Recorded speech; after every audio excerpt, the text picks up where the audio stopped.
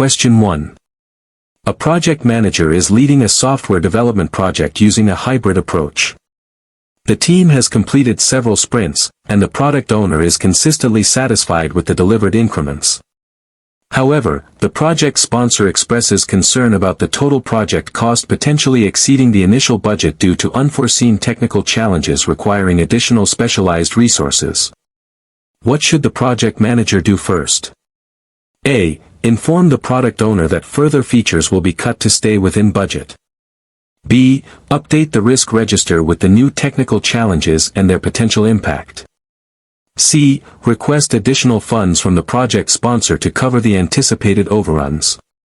D. Collaborate with the team and product owner to re-evaluate remaining scope and priorities. Answer: D. Collaborate with the team and product owner to re-evaluate remaining scope and priorities. When facing potential budget overruns due to unforeseen challenges, the project manager's first step should be to engage key stakeholders, especially the team and product owner, to collaboratively re-evaluate the project's remaining scope and prioritize features. This agile approach allows for flexible adjustment of the project's direction and helps identify if less critical features can be deferred or removed to manage costs, aligning with the value delivery principle. For instance, if a non-essential feature is identified, its removal could prevent budget escalation. Always prioritize value delivery while maintaining stakeholder alignment to navigate project constraints effectively. Question 2. During a daily stand-up meeting for an agile marketing campaign, a team member mentions a blocker, waiting for final approval on a key graphic from an external vendor, which is delaying their task. What is the best immediate action for the Scrum Master to take? A. Add the blocker to the impediment log for review at the next sprint review. B. Tell the team member to follow up directly with the external vendor for the approval. C. Facilitate the removal of the impediment by contacting the external vendor or the appropriate stakeholder. D. Ask the product owner to prioritize a different task for the team member to work on in the meantime. Answer: C. Facilitate the removal of the impediment by contacting the external vendor or the appropriate stakeholder. The primary role of a Scrum Master is to serve the team by removing impediments that hinder their progress. When a team member identifies a blocker, such as waiting for external approval, the Scrum Master should immediately step in to facilitate its resolution. This proactive approach ensures the team can maintain focus and workflow, preventing delays and contributing to sprint goals. For example, the Scrum Master might contact the marketing director who liaises with the vendor, thereby unblocking the team member. Remember, an effective Scrum Master actively clears paths for the team, rather than simply logging issues. Question 3. A project manager is overseeing a large infrastructure project. The project is nearing completion, and the team is identifying and correcting defects. Which process are they primarily engaged in? A. Perform integrated change control. B. Control quality. C. Validate scope. D. Close project or phase. Answer: B. Control quality. The process of identifying and correcting defects as a project nears completion, or at any stage, falls under control quality. This involves monitoring specific project results to determine whether they comply with relevant quality standards and identifying ways to eliminate causes of unsatisfactory performance. For instance, if a bridge construction project identifies cracks in a newly poured section, the team performing the inspection and repair is engaged in control quality. This ensures that the deliverables meet the required quality specifications before they are accepted by the customer. Question 4. A PMP project manager has been assigned a new project that requires significant cross-departmental collaboration. The project's success heavily relies on the buy-in and active participation of stakeholders from various functional areas, some of whom have competing priorities. What document should the project manager develop first to identify these key individuals and their potential impact on the project? A. Communications Management Plan. B. Stakeholder Register. C. Project Management Plan. D. Resource Management Plan. Answer: B. Stakeholder register. The first step in effectively managing stakeholders, especially in projects with cross-departmental dependencies and competing priorities, is to identify them and document their relevant information. The stakeholder register serves as this crucial document, detailing identified stakeholders, their interest, influence, involvement, and impact on project success. For example, listing a functional manager with high influence but low interest allows the project manager to plan how to engage them effectively. This initial identification is fundamental to developing subsequent plans for communication and engagement. Question 5. During the execution phase of a predictive project, a new regulatory requirement is introduced that necessitates a significant change to the product's design. The project manager identifies this change will impact the schedule, cost, and scope. What should the project manager do immediately after understanding the impact? A. Implement the change directly to avoid non-compliance. B. Convene a meeting with the core team to inform them about the new requirement. C. Raise a change request and submit it for formal review through the change control process. D. Communicate the new requirement and its potential impact to the project sponsor. Answer: C. Raise a change request and submit it for formal review through the change control process. When a new regulatory requirement introduces a significant change impacting scope, schedule, and cost in a predictive project, the project manager must formally initiate the change control process. This means raising a change request and submitting it for formal review and approval by the Change Control Board, CCB, or designated authority, ensuring all impacts are assessed before implementation. For example, if a new environmental law requires different materials for a construction project, a formal change request would be submitted to analyze and approve the new materials and their associated costs and timelines. Adhering to this process maintains control and prevents unauthorized or unmanaged scope creep. Question 6. An Agile project team is struggling with frequent changes in requirements, even after sprint planning. The product owner is overwhelmed with stakeholder requests and is unable to clearly define the done criteria for user stories. What artifact should the product owner focus on refining to address these issues and provide better guidance to the team? A. Sprint backlog. B. Product increment. C. Product backlog. D. Burn down chart. Answer: C. Product backlog. The product backlog is the single source of truth for all work to be done on a product, and its refinement is crucial for managing changing requirements and defining done criteria. A well-refined product backlog contains clear, detailed, estimated, and prioritized items that provide a clear vision for the team, allowing the product owner to manage stakeholder requests and prepare for future sprints. For instance, breaking down a large, vague requirement into smaller, well-defined user stories with clear acceptance criteria makes it easier for the team to understand and estimate. Regularly refining the product backlog ensures the team always has a ready stream of valuable, well-understood work. Question 7. A project manager is reviewing the project performance against the baseline. The current cost performance index, CPI, is 0.85, and the schedule performance index, SPI, is 0.92. What do these values indicate about the project's status? A. The project is ahead of schedule and under budget. B. The project is behind schedule and over budget. C. The project is ahead of schedule and over budget. D. The project is behind schedule and under budget. Answer: B. The project is behind schedule and over budget. In earned value management, a CPI less than 1, 0.85, indicates that the project is over budget, meaning it is getting less value for the money spent than planned. Similarly, an SPI less than 1, 0.92, indicates that the project is behind schedule, meaning it is progressing slower than planned. For example, if you plan to complete $1,000 of work by now but have only completed $920 worth, and spent $1,000 to do it, you are behind schedule and over budget. These indices provide a quick snapshot of project health, highlighting areas needing attention to get back on track. Question 8. A newly formed Agile team is struggling with self-organization and often misses sprint goals. Team members are unsure who should make decisions regarding task assignments and technical approaches. What principles should the Scrum Master emphasize to help the team improve? A. Predictive planning. B. Centralized decision-making.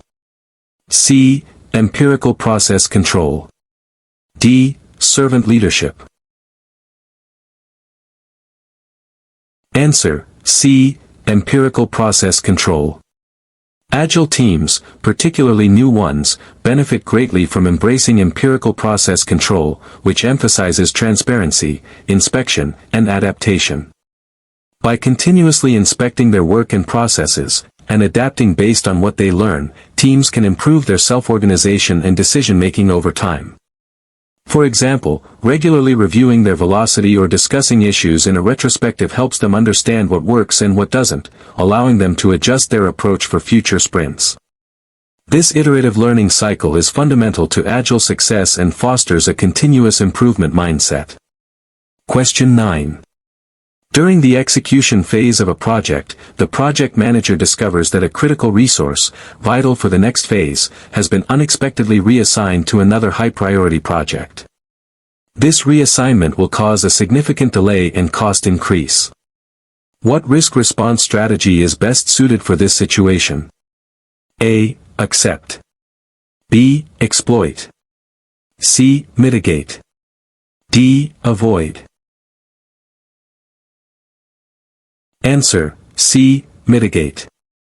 When a critical resource is unexpectedly reassigned, leading to potential delays and cost increases, the best risk response strategy is often mitigation.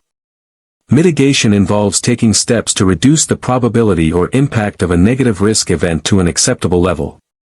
For example, the project manager could try to find an alternative resource, cross-train existing team members, or negotiate for a temporary shared use of the original resource. The goal is to lessen the severity of the problem rather than eliminate it entirely or simply accept it. Question 10. A large, complex project is suffering from frequent communication breakdowns between the design and engineering teams, leading to rework and missed deadlines. The project manager has identified that teams are using different terminology and communication channels. What is the most effective approach for the project manager to improve communication? A. Schedule more frequent formal meetings for both teams. B. Distribute a detailed project glossary and conduct cross-functional training. C. Implement a new project management software with integrated chat features. D. Require all communications to be documented via email for traceability. Answer: B. Distribute a detailed project glossary and conduct cross-functional training. Addressing communication breakdowns due to different terminology and channels requires a structured approach to ensure clarity and shared understanding. Distributing a detailed project glossary ensures everyone uses consistent terms, while cross-functional training can help teams understand each other's processes and perspectives. For example, defining iteration consistently across design and engineering teams prevents misunderstandings. This proactive measure fosters a common language and mutual understanding, which is more effective than simply increasing meeting frequency or imposing new tools without addressing the root cause. Question 11. A project manager is integrating deliverables from various departments into a final product. Before presenting the final product to the customer, the project manager needs to ensure that the completed deliverables are formally accepted. Which process is the project manager performing? A. Control quality. B. Validate scope. C. Perform integrated change control. D. Close project or phase. Answer: B. Validate scope. Validate scope is the process of formalizing acceptance of the completed project deliverables. This means the customer, sponsor, or other authorized stakeholders inspect the deliverables to ensure they meet the defined requirements and officially sign off on them. For instance, if a software development team completes a new module, the product owner's review and formal acceptance of its functionality constitutes scope validation. This process ensures that what was delivered aligns with what was expected and transitions into the next phase or closure. Question 12. During the sprint retrospective, an Agile team identifies that their testing process is inefficient, causing delays in delivering done increments. They propose implementing automated testing tools in the next sprint. What artifact should capture this improvement initiative? A. Product backlog. B. Sprint backlog. C. Impediment log. D. Definition of done. Answer: D. Definition of done. The definition of done, DoD, specifies the criteria that a product increment must meet to be considered done. If the team identifies an inefficient testing process and decides to implement automated testing to improve it, this change should be incorporated into their DoD. Updating the DoD ensures that all future increments will be subjected to the new, improved testing standard, making it a sustainable process improvement rather than a one-time task.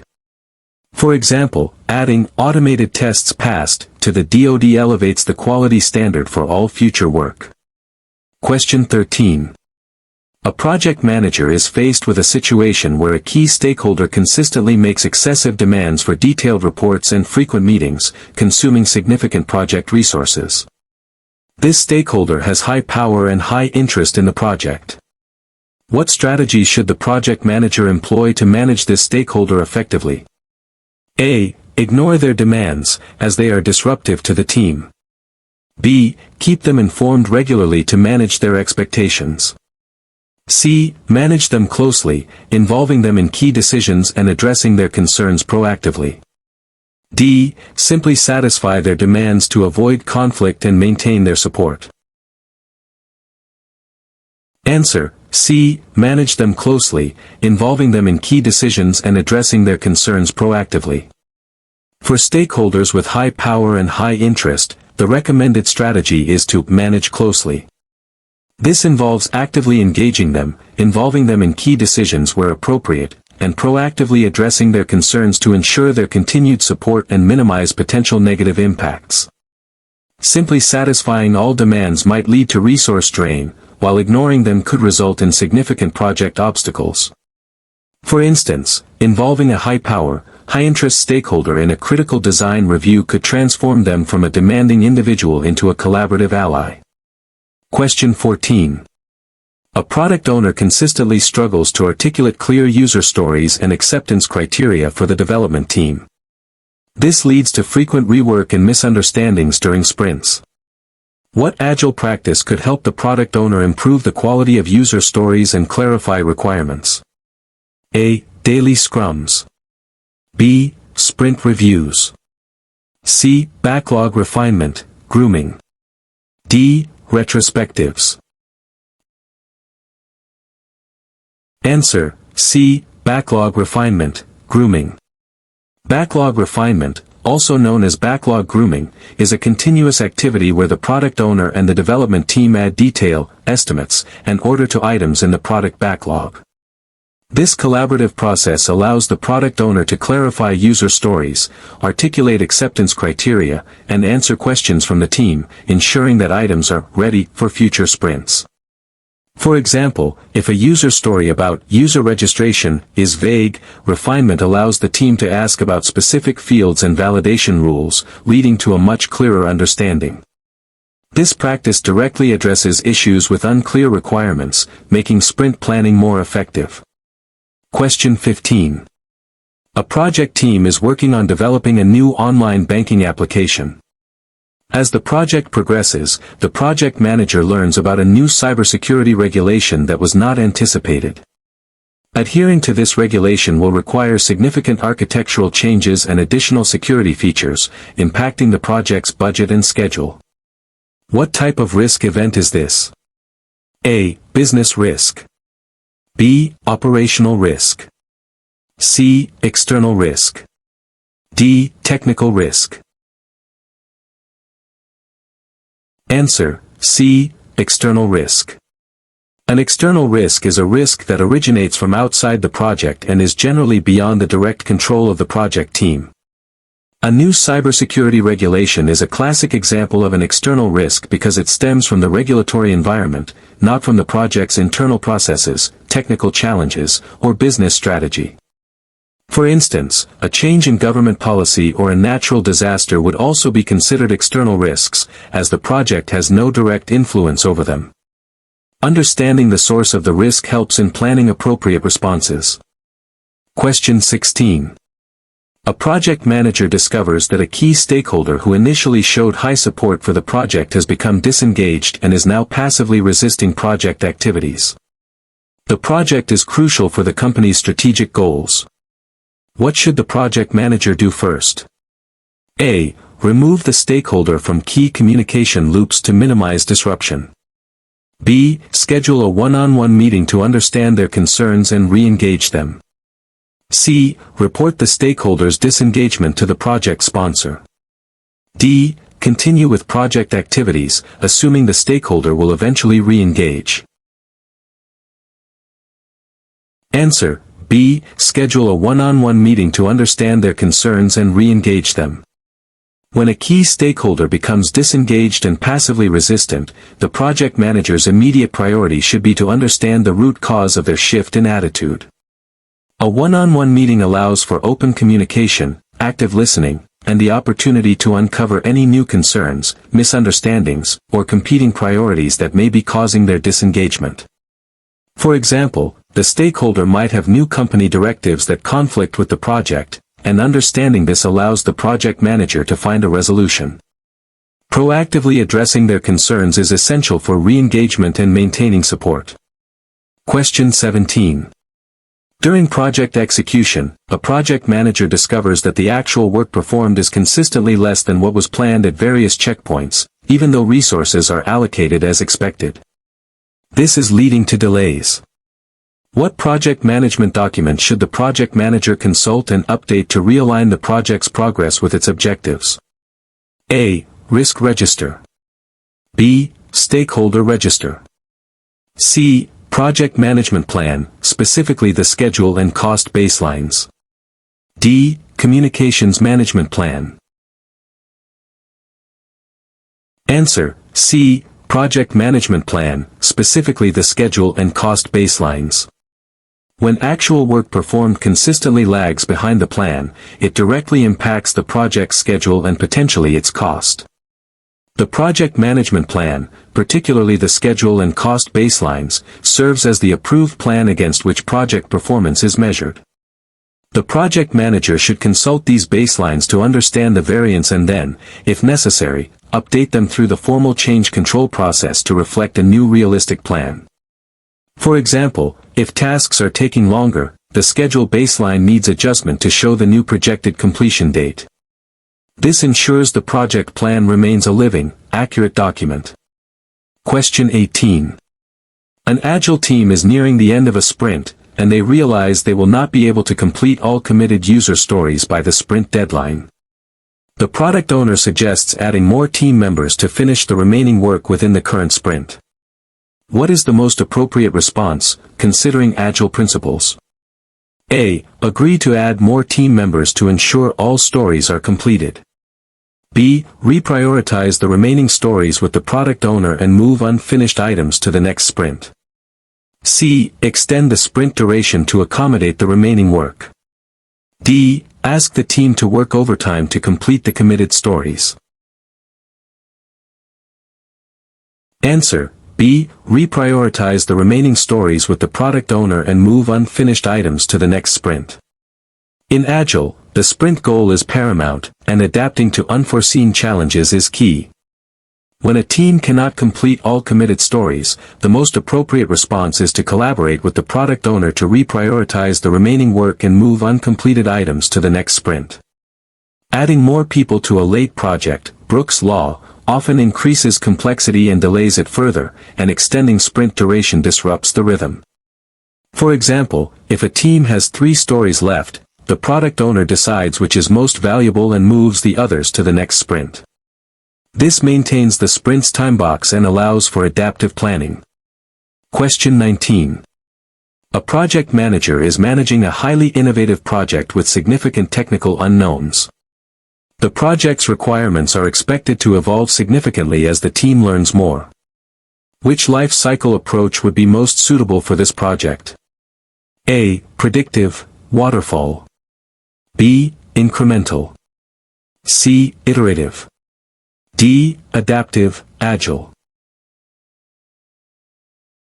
Answer: D. Adaptive, agile. For highly innovative projects with significant technical unknowns and evolving requirements, an adaptive, agile, life cycle is most suitable.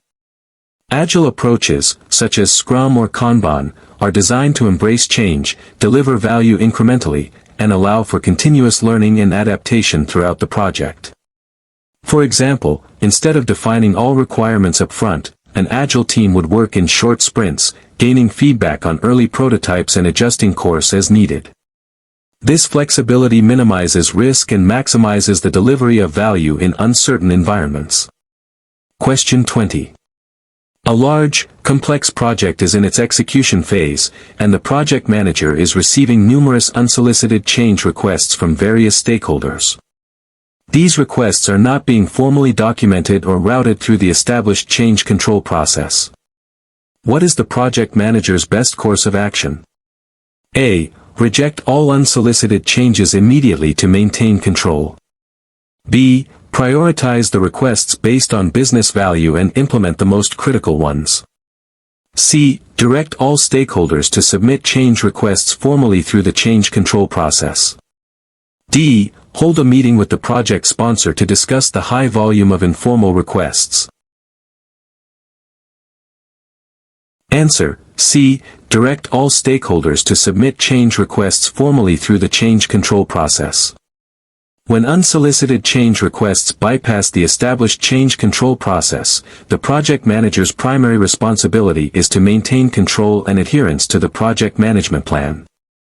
The best course of action is to direct all stakeholders to submit their change requests formally, ensuring each request is properly documented, assessed for impact, and reviewed by the Change Control Board, CCB, before any implementation. For example, a stakeholder requesting a new feature should be politely informed to fill out the designated change request form. This ensures all changes are evaluated consistently and approved, preventing scope creep and maintaining project integrity. Question 21. A project team is developing a new mobile application. During a sprint, a key developer falls ill and will be out for an extended period. This impacts the team's ability to complete their committed sprint backlog items. What is the most appropriate immediate action for the Scrum Master? A. Assign the ill developer's tasks to the product owner. B. Facilitate a discussion with the team and product owner to adjust the sprint backlog.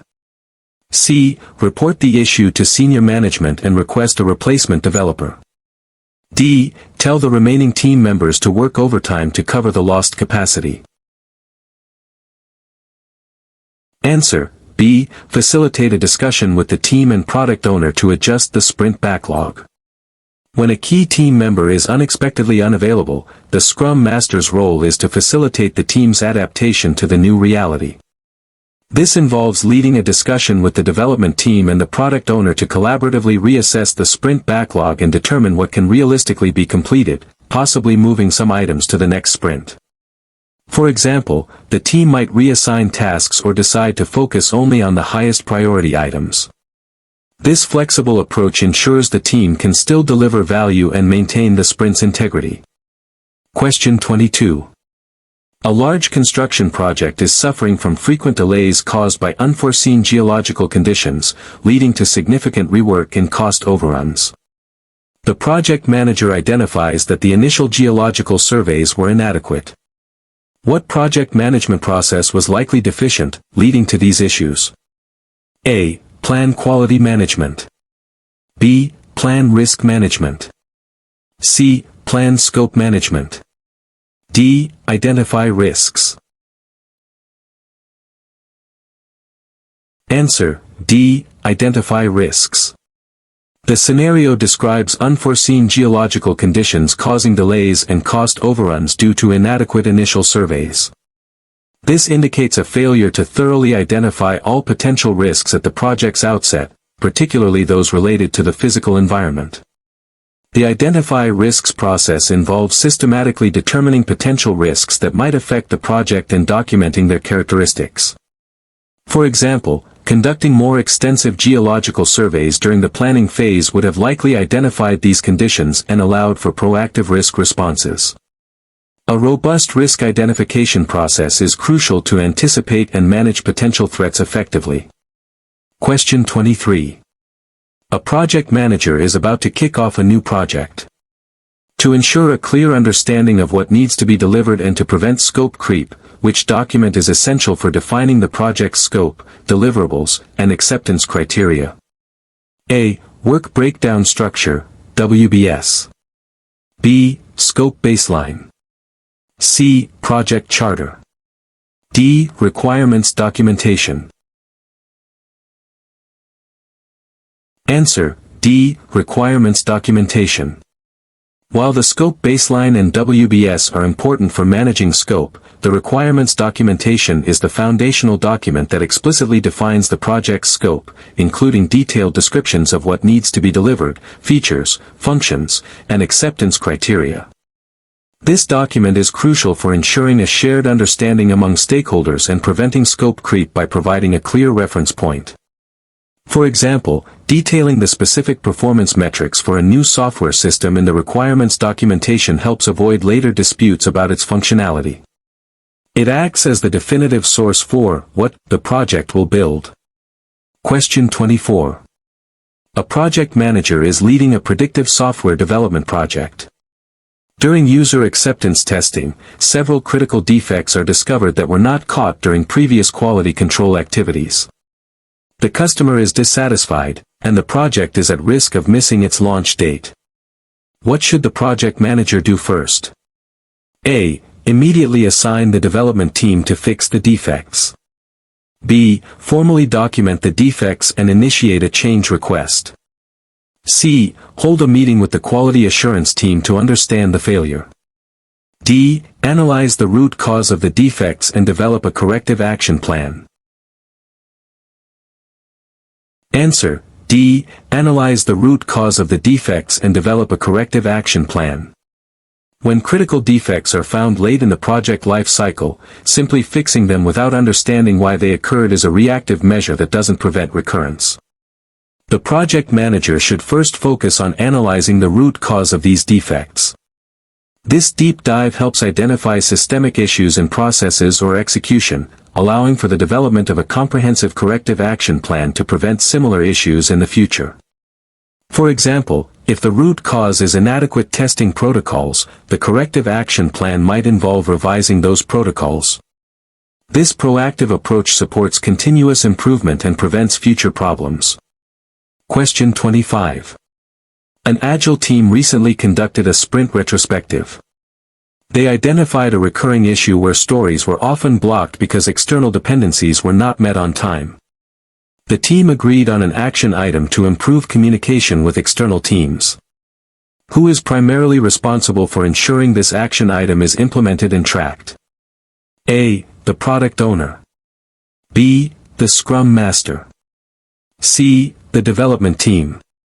D. The project sponsor. Answer: B. The Scrum Master. While the development team is responsible for doing the work, and the product owner for maximizing value, the Scrum Master is primarily responsible for facilitating the team's continuous improvement. Ensuring that agreed-upon action items from the retrospective, like improving communication with external teams, are implemented and tracked falls directly under the Scrum Master's accountability. For instance, the Scrum Master might help the team establish new communication protocols or arrange meetings with external stakeholders to smooth dependencies. This role helps the team refine its processes and become more effective. Question 26. A project manager is overseeing a product development project that has specific regulatory compliance requirements. The project team needs to ensure all deliverables meet these standards to avoid legal repercussions. Which aspect of the project management plan would contain the necessary information about these compliance standards and how they will be achieved? A. Scope management plan.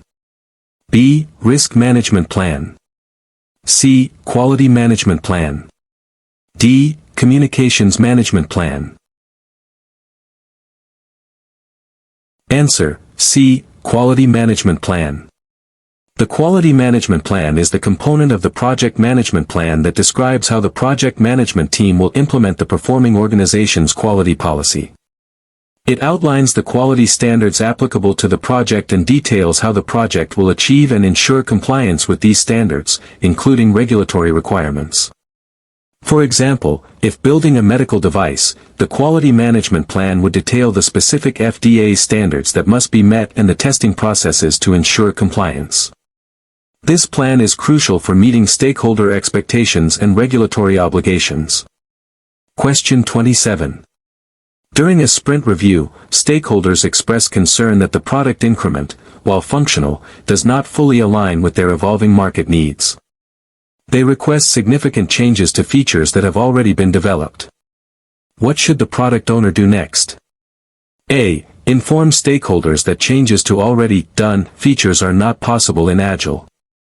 B. Add the requested changes as new, prioritized items to the product backlog for future sprints. C. Immediately stop the current development and initiate a new sprint with the updated requirements. D. Hold a separate meeting to explain the original scope and manage stakeholder expectations. Answer: B. Add the requested changes as new, prioritized items to the product backlog for future sprints. Agile embraces change, and stakeholder feedback is a valuable input for adapting the product. When stakeholders request significant changes, the product owner should capture these as new, prioritized items in the product backlog. This allows for re-evaluation of the entire backlog, ensuring that the most valuable features, including the newly requested ones, are considered for future sprints. For example, if stakeholders want a new reporting feature, the product owner would create a new user story for it and place it appropriately in the backlog. This approach ensures transparency and allows for flexible response to market needs without disrupting the current sprint. Question 28. A project manager discovers that a key stakeholder has very little understanding of the project's technical aspects, yet holds significant decision-making power. This lack of understanding is causing delays in getting approvals for technical designs. What is the most effective way for the project manager to manage this stakeholder? A. Provide the stakeholder with detailed technical documentation to review. B. Escalate the issue to the project sponsor to bypass the stakeholder's approval. C. Tailor communications to provide high-level, business-focused information and explain technical concepts in simple terms. D. Ignore the stakeholder's input on technical matters, focusing only on their business requirements. Answer: C. Tailor communications to provide high-level, business-focused information and explain technical concepts in simple terms. When a powerful stakeholder lacks technical understanding but requires technical approvals, the project manager must adapt communication to bridge this gap. Tailoring communications to focus on high-level, business-focused outcomes while explaining complex technical concepts in simple, understandable terms is crucial. For example, instead of presenting detailed network diagrams, explain the business benefit of a proposed network architecture. This approach empowers the stakeholder to make informed decisions without getting bogged down in jargon, ensuring smoother approvals. Question 29. A project manager is leading a global project with team members located in different time zones. Communication effectiveness is low, leading to misunderstandings and delays. The team frequently misses critical updates. Which document should the project manager develop and implement to address these communication challenges? A. Stakeholder Register. B. Resource Management Plan. C. Communications Management Plan. D. Project Schedule. Answer: C. Communications Management Plan.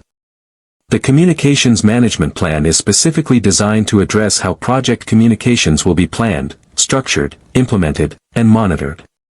For a global team with time zone differences and communication issues, this plan would define appropriate communication methods, e.g., synchronous versus asynchronous, channels, e.g., video conferencing, email, collaboration tools, frequency, and responsible parties to ensure information flows effectively.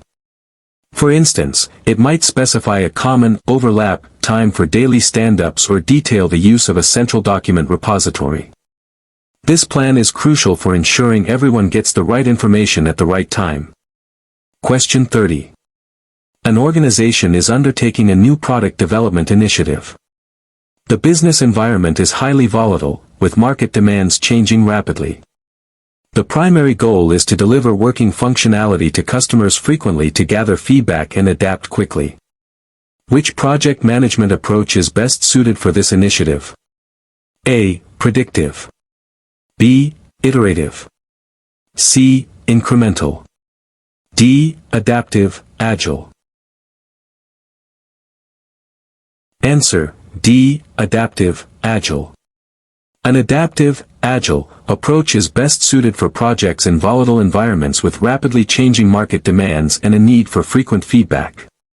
Agile methodologies prioritize flexibility, customer collaboration, and delivering working increments quickly to learn and adapt.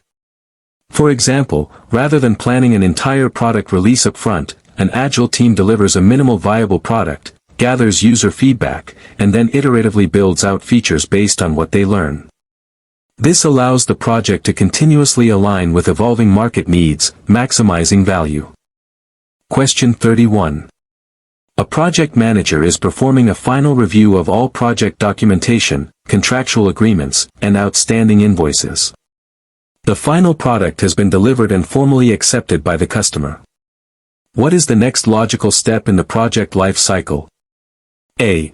Close procurements. B. Validate scope. C. Perform integrated change control. D. Close project or phase. Answer: D. Close project or phase. Once the final product has been delivered and formally accepted by the customer, and all project documentation and contractual agreements are being reviewed, the next logical step is to close project or phase.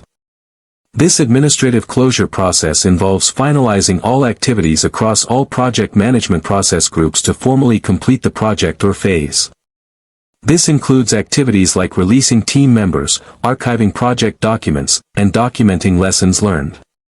For example, closing out vendor contracts and conducting a final project retrospective are part of this process. Question 32. An agile team is consistently delivering features that meet the definition of done, but the product owner feels the team is not prioritizing the truly most valuable items. This leads to stakeholder dissatisfaction at sprint reviews. What should the product owner focus on improving? A. Sprint planning. B. Backlog refinement. C. Daily scrum. D. Sprint retrospective. Answer: B. Backlog refinement. If the team is delivering done features but the product owner feels they're not the most valuable ones, it indicates an issue with the product backlog's prioritization and clarity. Backlog refinement, or grooming, is the continuous process where the product owner works with the team to add detail, estimates, and order to items, ensuring the most valuable items are clearly understood and positioned at the top.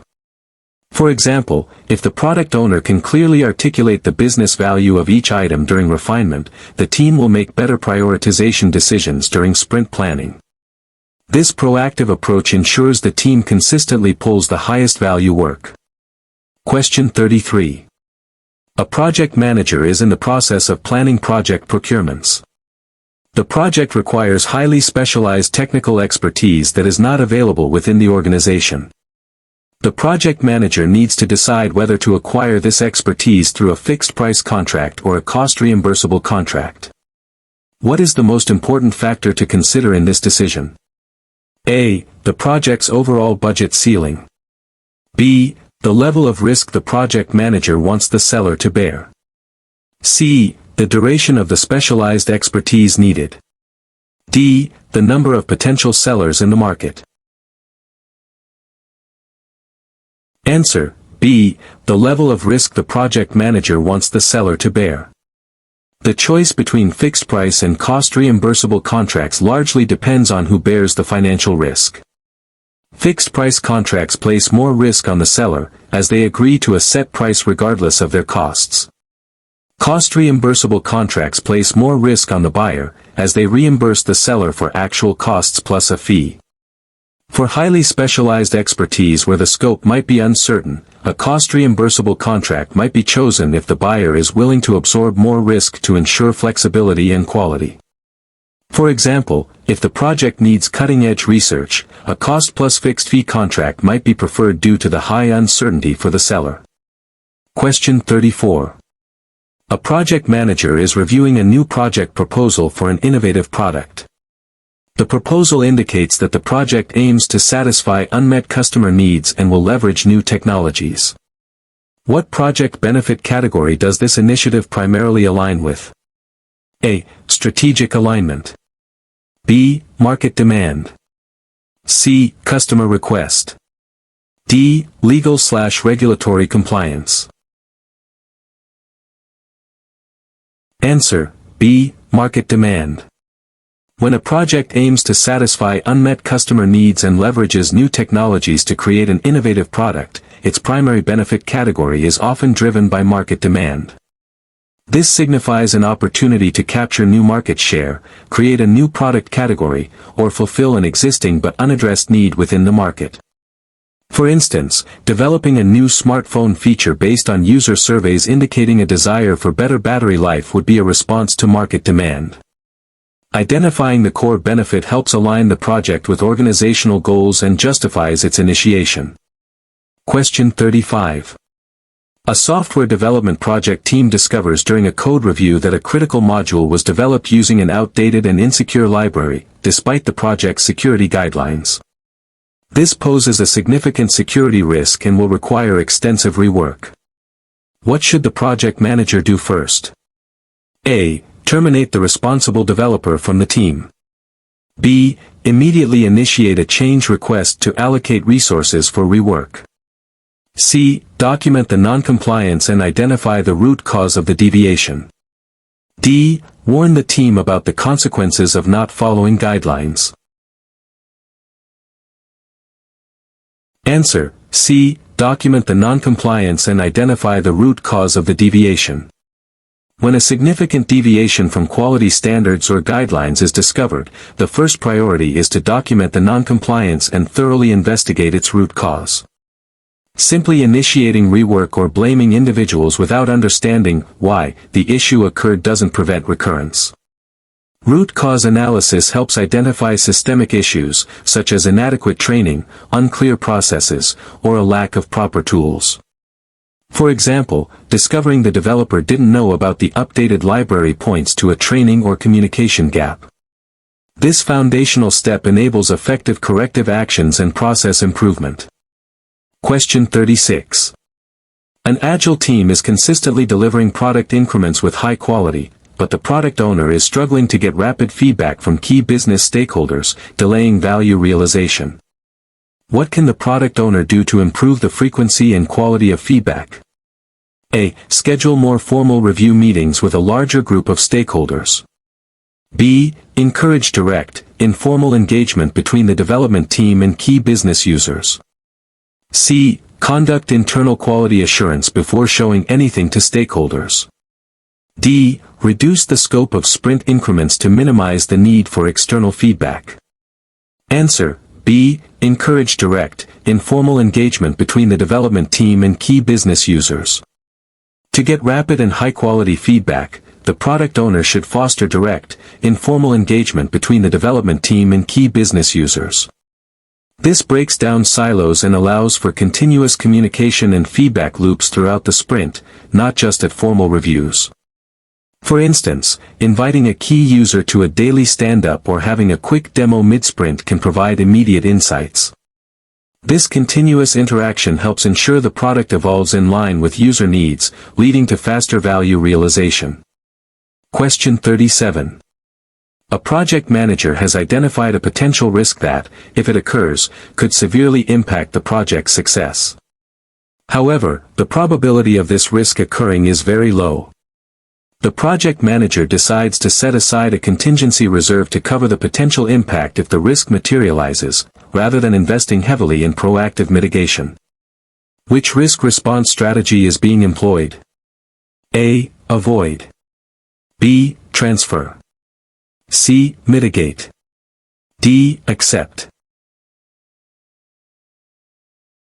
Answer: D. Accept. The strategy described is acceptance.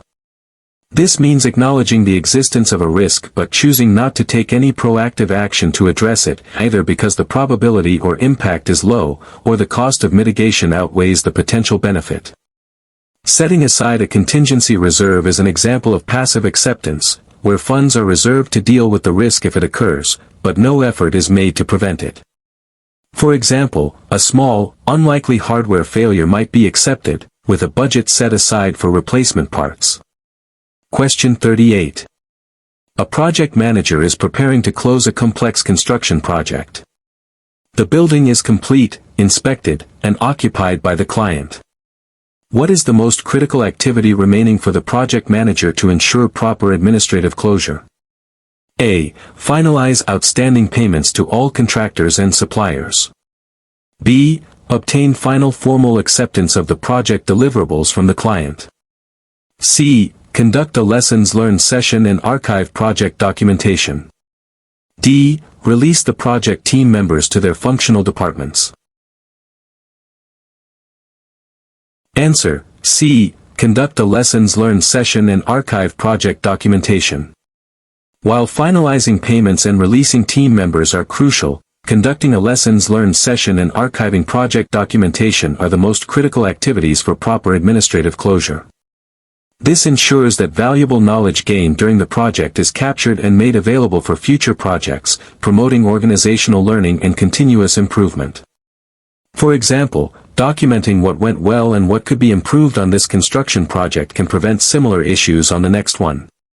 This step contributes significantly to the organizational process assets. Question 39.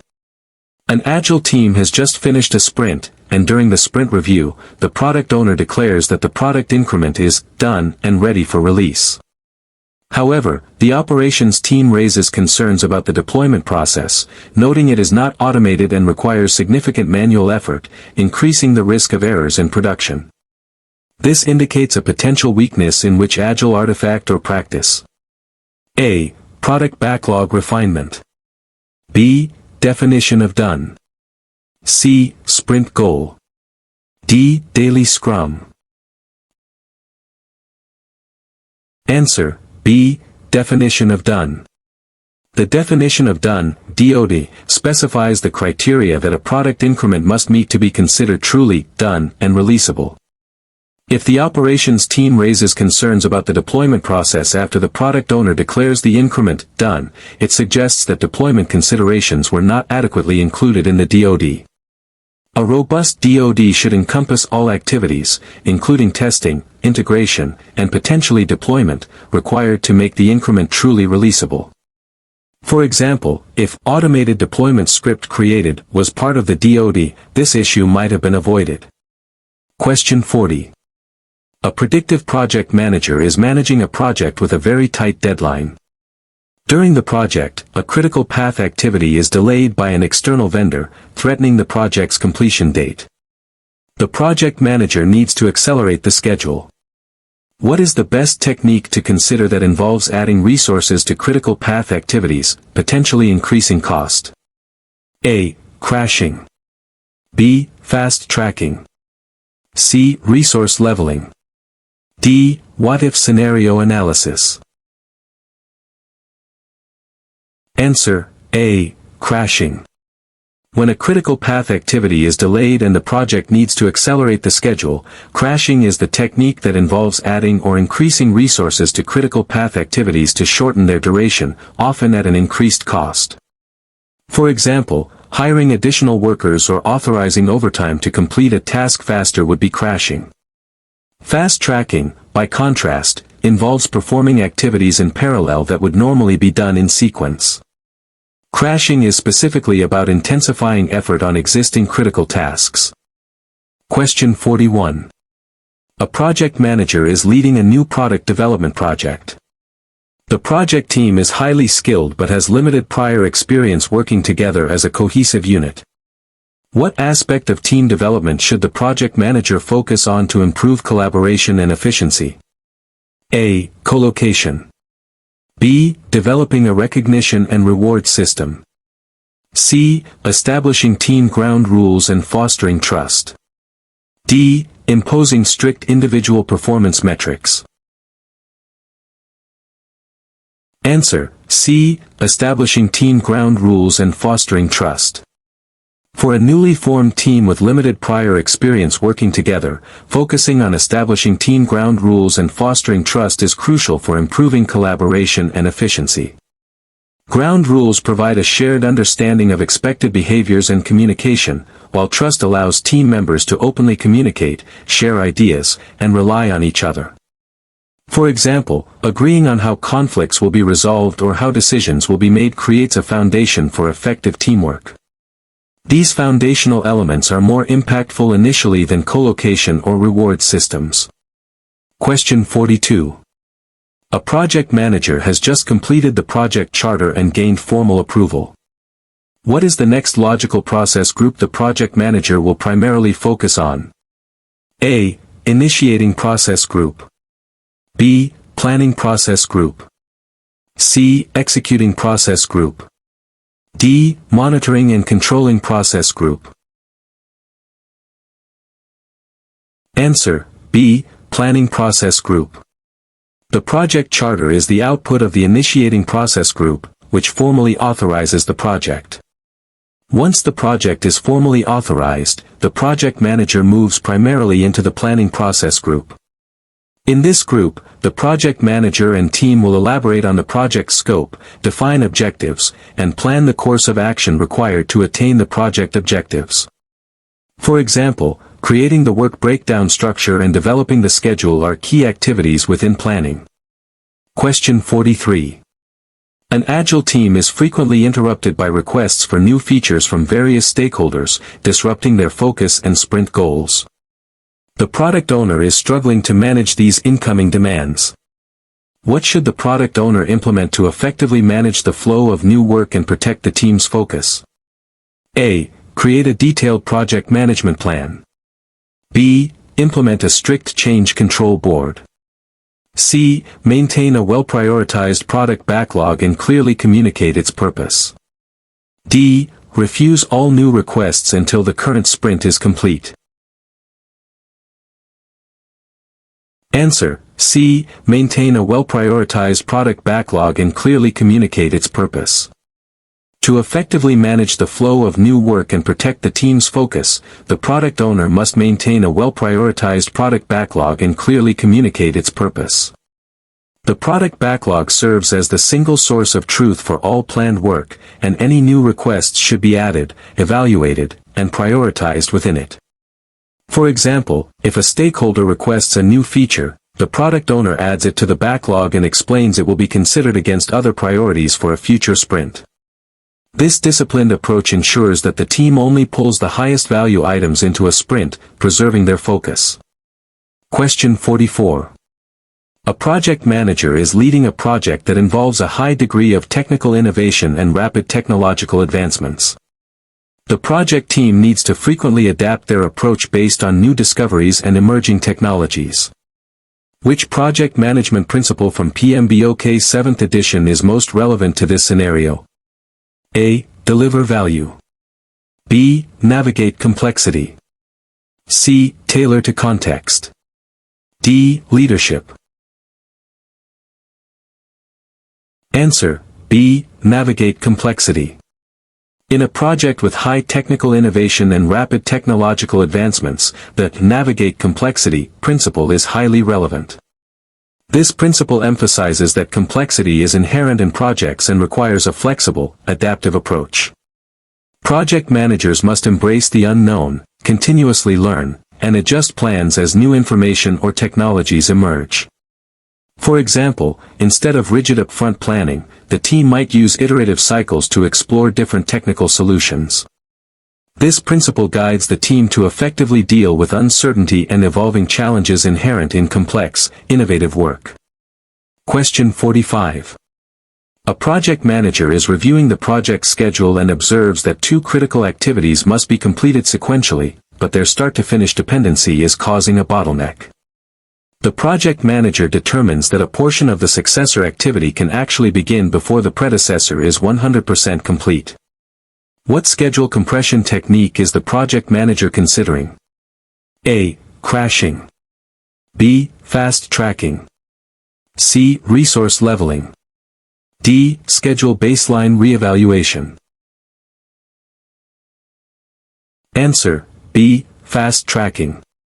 Fast tracking is a schedule compression technique that involves performing activities in parallel that would normally be done in sequence. This means starting the successor activity before its predecessor is fully completed, thereby overlapping them. For example, starting the wiring in a building before all the walls are fully painted, if safe and feasible, would be fast tracking. This can shorten the project duration, but it often increases risk and can lead to rework if the parallel activities are not carefully managed. Question 46. During the execution of a project, the project manager identifies that a specific key performance indicator, KPI, related to product quality is consistently below the acceptable threshold. What should the project manager do first? A. Adjust the quality baseline to match the current performance. B. Escalate the issue to the project sponsor for guidance. C. Investigate the root cause of the quality deviation. D. Implement immediate corrective actions without further analysis. Answer: C. Investigate the root cause of the quality deviation. When a KPI consistently falls below acceptable thresholds, the immediate action should be to investigate the root cause of the deviation. Simply adjusting the baseline or implementing quick fixes without understanding why the issue occurred will not lead to sustainable improvement. Root cause analysis helps identify underlying problems in processes, resources, or methods. For example, if software defects are high, the investigation might reveal a lack of adequate testing or insufficient developer training. This step enables the project manager to develop effective, long-term solutions. Question 47. An Agile team is about to start a new sprint. During the sprint planning meeting, the development team feels they have overcommit to the number of user stories, and they are concerned about not being able to deliver a done increment by the end of the sprint. What is the best course of action for the team to take? A. Agree to work overtime to ensure all committed stories are completed. B. Negotiate with the product owner to reduce the scope for the sprint. C. Request additional team members to help with the workload. D. Proceed with the full commitment and hope to complete most of the work. Answer: B. Negotiate with the product owner to reduce the scope for the sprint. During sprint planning, the development team forecasts what they can realistically achieve in a sprint. If they feel overcommit, the best course of action is to negotiate with the product owner to reduce the scope for the sprint. This ensures the team commits to a realistic amount of work, increasing the likelihood of delivering a done increment and maintaining sustainable pace. For example, if the team realizes they can only complete 5 high-priority stories instead of 7, they discuss this with the product owner to determine which 2 can be deferred. This embodies self-organization and commitment within the Agile framework. Question 48. A project manager is leading a project where the client frequently changes their mind about product features, leading to significant rework and frustration within the team. The project manager also notices that the changes are not being formally documented. What is the most appropriate strategy for the project manager to manage these changes effectively? A. Implement a rigorous change control process, requiring formal documentation and approval for all changes. B. Educate the client on the impact of frequent changes and ask them to minimize new requests. C. Implement an agile approach to embrace continuous changes without formal documentation. D. Assign a dedicated team member to manage and implement all client change requests immediately. Answer: A. Implement a rigorous change control process, requiring formal documentation and approval for all changes. For a project facing frequent, undocumented changes that lead to rework and frustration, implementing a rigorous change control process is crucial. This ensures that all changes are formally documented, analyzed for their impact on scope, schedule, and cost, and then approved or rejected by a Change Control Board, CCB, or designated authority. For example, a change request form would be used, and its impact assessed before approval. This brings structure and control to the project, preventing uncontrolled scope creep and managing client expectations. Question 49. A product owner is consistently being pressured by multiple stakeholders to prioritize their individual requests, leading to a fragmented product backlog without a clear strategic direction. What is the most important artifact the product owner should develop or reference to align stakeholders and guide prioritization? A. Sprint goal. B. Product vision. C. Release plan. D. Sprint backlog. Answer: B. Product vision. When a product owner faces conflicting stakeholder priorities and a fragmented backlog, establishing and communicating a clear product vision is paramount. The product vision provides a high-level, aspirational description of what the product intends to achieve and for whom, acting as a guiding star for all prioritization decisions. For example, a vision like, to be the leading online platform for eco-friendly products, helps the product owner decide which stakeholder requests align best with this overall goal. It helps to align diverse stakeholders towards a common, overarching objective. Question 50. During the execution of a construction project, the project manager identifies that the concrete pouring activities are consistently behind schedule due to unexpected weather conditions. This is impacting the subsequent masonry work. What is the best immediate action for the project manager to take? A. Inform the client that the project will be delayed. B. Issue a change request to extend the project schedule. C. Update the risk register with the new weather-related risks. D. Reevaluate the schedule with the team, identifying opportunities to mitigate delays or adapt. Answer: D. Reevaluate the schedule with the team, identifying opportunities to mitigate delays or adapt. When faced with a delay on a critical path activity, the best immediate action for the project manager is to collaboratively reevaluate the schedule with the team. This allows for brainstorming potential solutions, such as finding alternative methods, resequencing non-dependent tasks, or crashing/fast tracking. For example, the team might identify that specialized equipment could accelerate drying time, or that a particular masonry task could begin in a different section.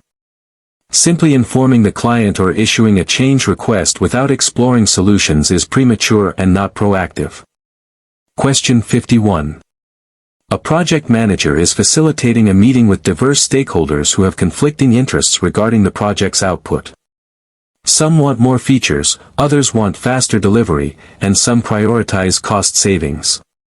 What conflict resolution technique should the project manager employ to achieve the best outcome for the project? A. Smoothing/accommodating. B. Forcing/directing. C. Compromising/reconciling. D. Collaborating/problem solving. Answer: D. Collaborating/problem solving. When dealing with diverse stakeholders with conflicting interests, collaborating, also known as problem solving, is generally the most effective conflict resolution technique.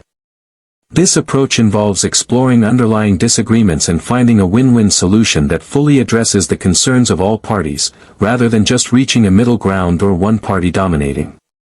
For example, instead of simply cutting features to save cost, the project manager might facilitate a discussion where stakeholders identify the most essential features that deliver the highest value while exploring cost-saving design alternatives. This fosters consensus and strengthens relationships. Question 52. A project manager is leading a project where the team is frequently distracted by operational support requests from external departments, leading to missed sprint goals. These requests are urgent but not part of the project's scope. What should the project manager do to protect the team's focus and project scope? A. Assign a dedicated team member to handle all operational requests. B. Redirect all operational requests to the functional managers of the respective departments. C. Incorporate these operational tasks into the project's sprint backlog. D. Work with functional managers to establish a formal process for handling such requests outside the project team. Answer: D. Work with functional managers to establish a formal process for handling such requests outside the project team. To protect the project team's focus and scope from disruptive operational requests, the project manager should work with functional managers to establish a formal process for handling these requests outside the project team. This ensures operational work is addressed appropriately without derailing the project's progress.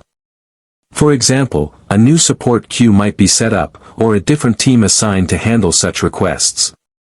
This clarifies boundaries and maintains the project's integrity while addressing critical operational needs. Question 53. An Agile team is nearing the end of their sprint. The product owner informs the team that a critical bug has been discovered in a previously released increment that needs to be fixed immediately, impacting the current sprint's commitment. What is the most appropriate action for the team and product owner? A. Add the critical bug fix to the current sprint backlog, along with all original committed items. B. The product owner should prioritize the critical bug fix and work with the team to adjust the current sprint scope. C. The team should work overtime to accommodate the bug fix without impacting existing commitments. D. The critical bug fix should be added to the product backlog for the next sprint. Answer: B. The product owner should prioritize the critical bug fix and work with the team to adjust the current sprint scope. When a critical bug is discovered that requires immediate attention and impacts the current sprint, the product owner's role is to prioritize it and collaboratively work with the team to adjust the current sprint scope. This means potentially removing other lower priority items from the sprint backlog to accommodate the urgent bug fix. For example, if fixing a major security flaw is critical, a less important feature might be deferred to ensure the team can address the high-priority item effectively within the sprint. This agile adaptability ensures that the most valuable work is always addressed. Question 54. A project manager is conducting risk analysis for a new project. The team identifies a high-impact, high-probability risk related to a critical technology not performing as expected. The project manager decides to invest in alternative technology research and development to have a backup plan if the primary technology fails. Which risk response strategy is this? A. Avoid. B. Mitigate. C. Transfer. D. Exploit. Answer: B. Mitigate. Investing in alternative technology research and development to have a backup plan for a high-impact, high-probability risk is an example of the mitigation risk response strategy. Mitigation involves taking steps to reduce the probability or impact of a negative risk event. By having a backup technology, the project manager is actively lessening the potential damage if the primary technology fails, reducing the overall exposure to the risk. For example, developing a fallback power supply for a critical system reduces the impact of a power outage. Question 55. A project manager is dealing with a team member who consistently delivers their tasks late, impacting subsequent activities and overall project progress. The team member is skilled but struggles with time management. What is the project manager's best course of action? A. Remove the team member from the project. B. Reassign the team member to less critical tasks. C. Discuss the issue privately with the team member to understand the root cause and provide support. D. Publicly address the issue during a team meeting to encourage accountability. Answer: C. Discuss the issue privately with the team member to understand the root cause and provide support. When a team member consistently underperforms, the project manager's best first step is to address the issue privately and collaboratively. This involves understanding the root cause of the delays, e.g., workload, skill gaps, personal issues, unclear expectations, and offering support, such as coaching, additional training, or adjusting workload if appropriate. For example, a private conversation might reveal the team member is overloaded or needs specific tools training. This approach fosters trust, addresses the issue respectfully, and aims to improve performance rather than simply penalize it. Question 56. A project manager is overseeing a product development project. The project team frequently completes tasks, but there is no clear visibility into whether these completed tasks actually contribute to customer value. What Agile concept is missing or needs improvement? A. Daily Scrum. B. Sprint retrospective. C. Definition of done. D. Product backlog prioritization based on value. Answer: D. Product backlog prioritization based on value. If tasks are completed but their contribution to customer value is unclear, it indicates a deficiency in how the product backlog is being prioritized. A core Agile principle is to maximize value delivered, and this is achieved by continuously prioritizing the product backlog based on business value, customer needs, and strategic objectives. For example, if user stories are prioritized solely on ease of implementation rather than their impact on users, the team might build features that aren't truly valuable. The product owner's continuous focus on prioritizing by value ensures the team is always working on what matters most. Question 57. During the execution of a project, the project manager learns that a key material supplier is experiencing significant production delays due to an unforeseen natural disaster. This will directly impact the project's ability to meet its timeline. What type of risk category does this situation represent? A. Technical risk. B. External risk.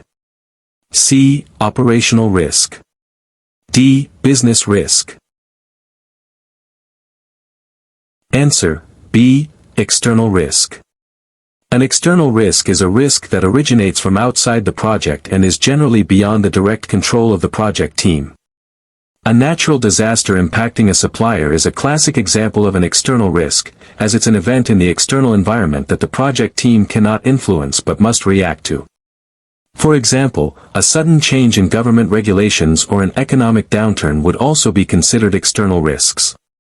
Identifying risks by category helps in understanding their source and planning appropriate responses. Question 58. A project manager is leading a predictive project nearing its closure. The project has produced all deliverables, and the client has formally accepted them. What is a key activity the project manager should undertake to ensure project knowledge and lessons learned are captured for future organizational benefit? A. Release all project resources immediately. B. Finalize all financial records and payments. C. Update the organizational process assets with lessons learned. D. Celebrate project success with the team and stakeholders. Answer: C. Update the organizational process assets with lessons learned. A critical activity during project closure, beyond financial finalization and resource release, is to ensure project knowledge and lessons learned are captured. Updating the organizational process assets, OPAs, with these insights means documenting what went well, what went wrong, and what could be improved for future projects. For example, a comprehensive lessons learned report detailing effective communication strategies or challenges with a particular vendor provides valuable insights for the entire organization. This fosters continuous improvement and enhances future project success. Question 59. An Agile team is consistently struggling to complete committed work within sprints. Upon investigation, the Scrum Master observes that the team is frequently pulled into meetings that are not directly related to their sprint work and are too large to be effective. What is the most appropriate action for the Scrum Master to take? A. Coach the team on how to manage their time better during the sprint. B. Advocate for the team's protected time by facilitating effective meeting practices and potentially declining irrelevant meetings. C. Inform the product owner to reduce the scope of future sprints significantly. D. Recommend that the team implement a stricter no meeting policy during core work hours. Answer: B. Advocate for the team's protected time by facilitating effective meeting practices and potentially declining irrelevant meetings. As a servant leader, the Scrum Master's role includes protecting the team from external distractions and ensuring they have dedicated time to focus on sprint commitments. This means actively advocating for the team's protected time, coaching stakeholders on effective meeting practices, and helping the team politely decline or minimize participation in irrelevant meetings. For example, the Scrum Master might suggest a stakeholder attend the sprint review for updates instead of multiple individual meetings. This ensures the team can maintain focus and improve their ability to meet sprint goals. Question 60. A project manager is using a work breakdown structure, WBS, for a new construction project. Which of the following statements best describes the primary purpose of the WBS? A. It defines the project's schedule and milestones. B. It details the project's budget allocation for each activity. C. It hierarchically decomposes the total scope of work into manageable components. D. It identifies the resources required for each work package. Answer: C. It hierarchically decomposes the total scope of work into manageable components. The primary purpose of the work breakdown structure, WBS, is to hierarchically decompose the total scope of work into smaller, more manageable components or work packages. This decomposition helps define all the work that needs to be done, providing a foundational basis for estimating costs, scheduling, and resource allocation. For example, a construct building WBS might break down into foundation, walls, roof, etc., each further decomposed into smaller, definable work. It's a scope definition tool, not primarily a schedule, budget, or resource tool. Question 61. A project manager is leading a project that requires procuring a custom-built component with highly uncertain specifications and a long development lead time. The exact scope of work for the component might evolve during its development. Which type of contract would be most suitable for procuring this component? A. Fixed price contract, FP. B. Cost plus fixed fee, CPFF, contract.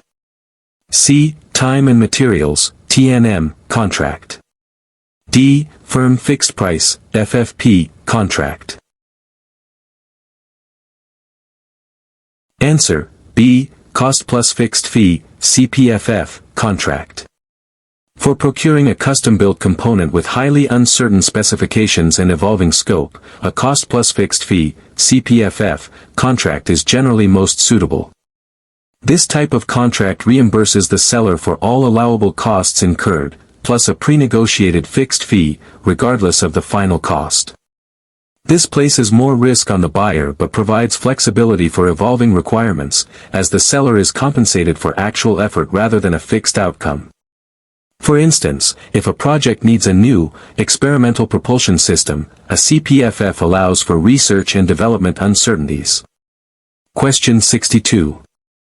A project manager discovers that some team members are frequently working overtime, leading to burnout and decreased productivity, yet the project is still behind schedule.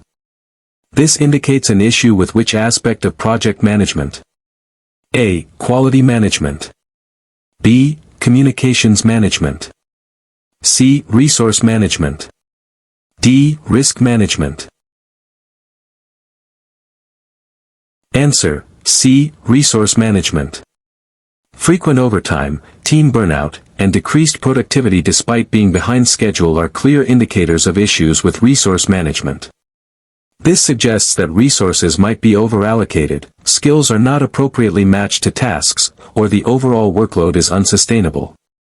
Effective resource management involves planning, acquiring, developing, and managing the project team to ensure optimal performance. For example, if team members are consistently overloaded, the project manager needs to reevaluate resource allocation or capacity planning. Question 63. An Agile team is struggling to maintain a consistent velocity. The product owner is frequently changing the order of items in the product backlog mid-sprint, and stakeholders are asking for new features directly from the development team. What should the product owner do to stabilize the team's velocity and improve predictability? A.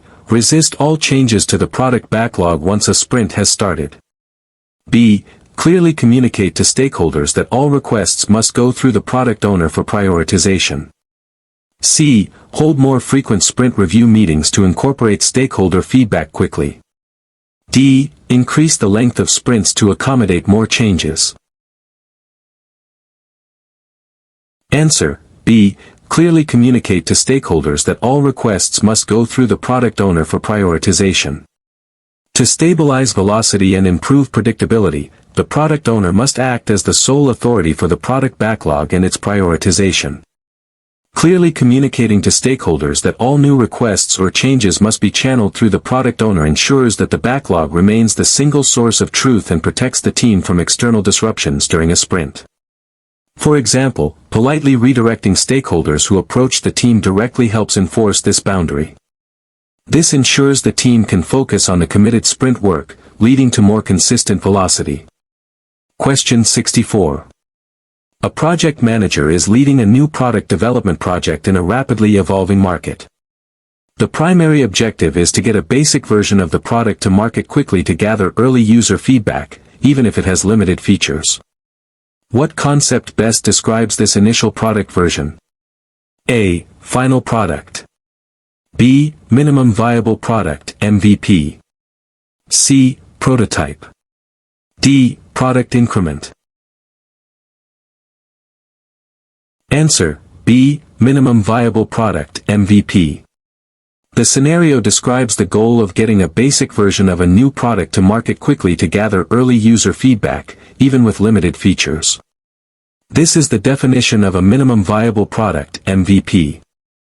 An MVP is the smallest set of features that can be delivered to provide value to customers and allow for validated learning.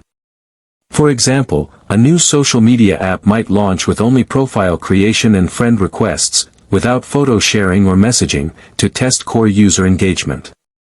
This approach is central to lean and agile development, focusing on early learning and iterative improvement. Question 65. A project team is working on a complex software integration. They have completed a module, but when integrating it with another component, they discover numerous interface errors that require significant recoding. This issue suggests a deficiency in which area of the project? A. Stakeholder management. B. Risk management. C. Integration management. D. Quality management. Answer. D. Quality management. Discovering numerous interface errors during integration, especially ones requiring significant recoding, points to a deficiency in quality management, specifically in quality control or quality assurance activities. Proper quality management ensures that components are designed and developed to meet specified requirements and integrate correctly. For example, if proper unit testing, integration testing, or interface documentation were lacking, such errors might go undetected until late in the process. This highlights the need for robust quality processes throughout the development lifecycle. Question 66. A newly appointed project manager is taking over a struggling project that has gone significantly over budget and behind schedule. The project team is demotivated, and stakeholders have lost confidence. What should the project manager do first to regain control and re-energize the project? A. Request additional budget and time from the sponsor. B. Perform a comprehensive assessment of the project's current status, scope, and issues. C. Replace demotivated team members with new ones. D. Communicate a new, aggressive plan to the team to boost morale. Answer. B. Perform a comprehensive assessment of the project's current status, scope, and issues. When taking over a struggling project, the project manager's first and most crucial step is to perform a comprehensive assessment.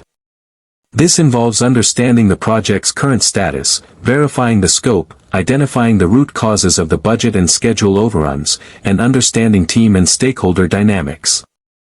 For example, reviewing project documentation, interviewing team members, and analyzing performance data provides an accurate picture of the situation. This diagnostic phase is essential before any corrective actions can be effectively planned and implemented. Question 67. An Agile team consistently struggles to understand the priority of work items in their sprint. The product owner is frequently absent during backlog refinement sessions, leading to a poorly ordered and unclear product backlog. What is the most significant impact of this situation on the team? A. Decreased sprint review effectiveness. B. Reduced ability to self-organize and make informed decisions. C. Increased daily stand-up meeting duration. D. Difficulty in updating the burn-down chart accurately. Answer: B. Reduced ability to self-organize and make informed decisions. A clear, well-prioritized product backlog is vital for an Agile team's ability to self-organize and make informed decisions during a sprint. If the product owner is absent and the backlog is poorly ordered and unclear, the team will struggle to understand what to work on next, leading to confusion and inefficiencies. For example, if multiple developers pick up items without clear prioritization, they might work on less valuable features. This directly undermines the team's autonomy and their ability to work effectively without constant external direction. Question 68. A project manager is preparing to conduct earned value analysis for a large, complex project. The project is 50% complete. The actual cost incurred so far is $500,000, and the planned value for the work completed is $400,000. What is the status based on these figures, without calculation details?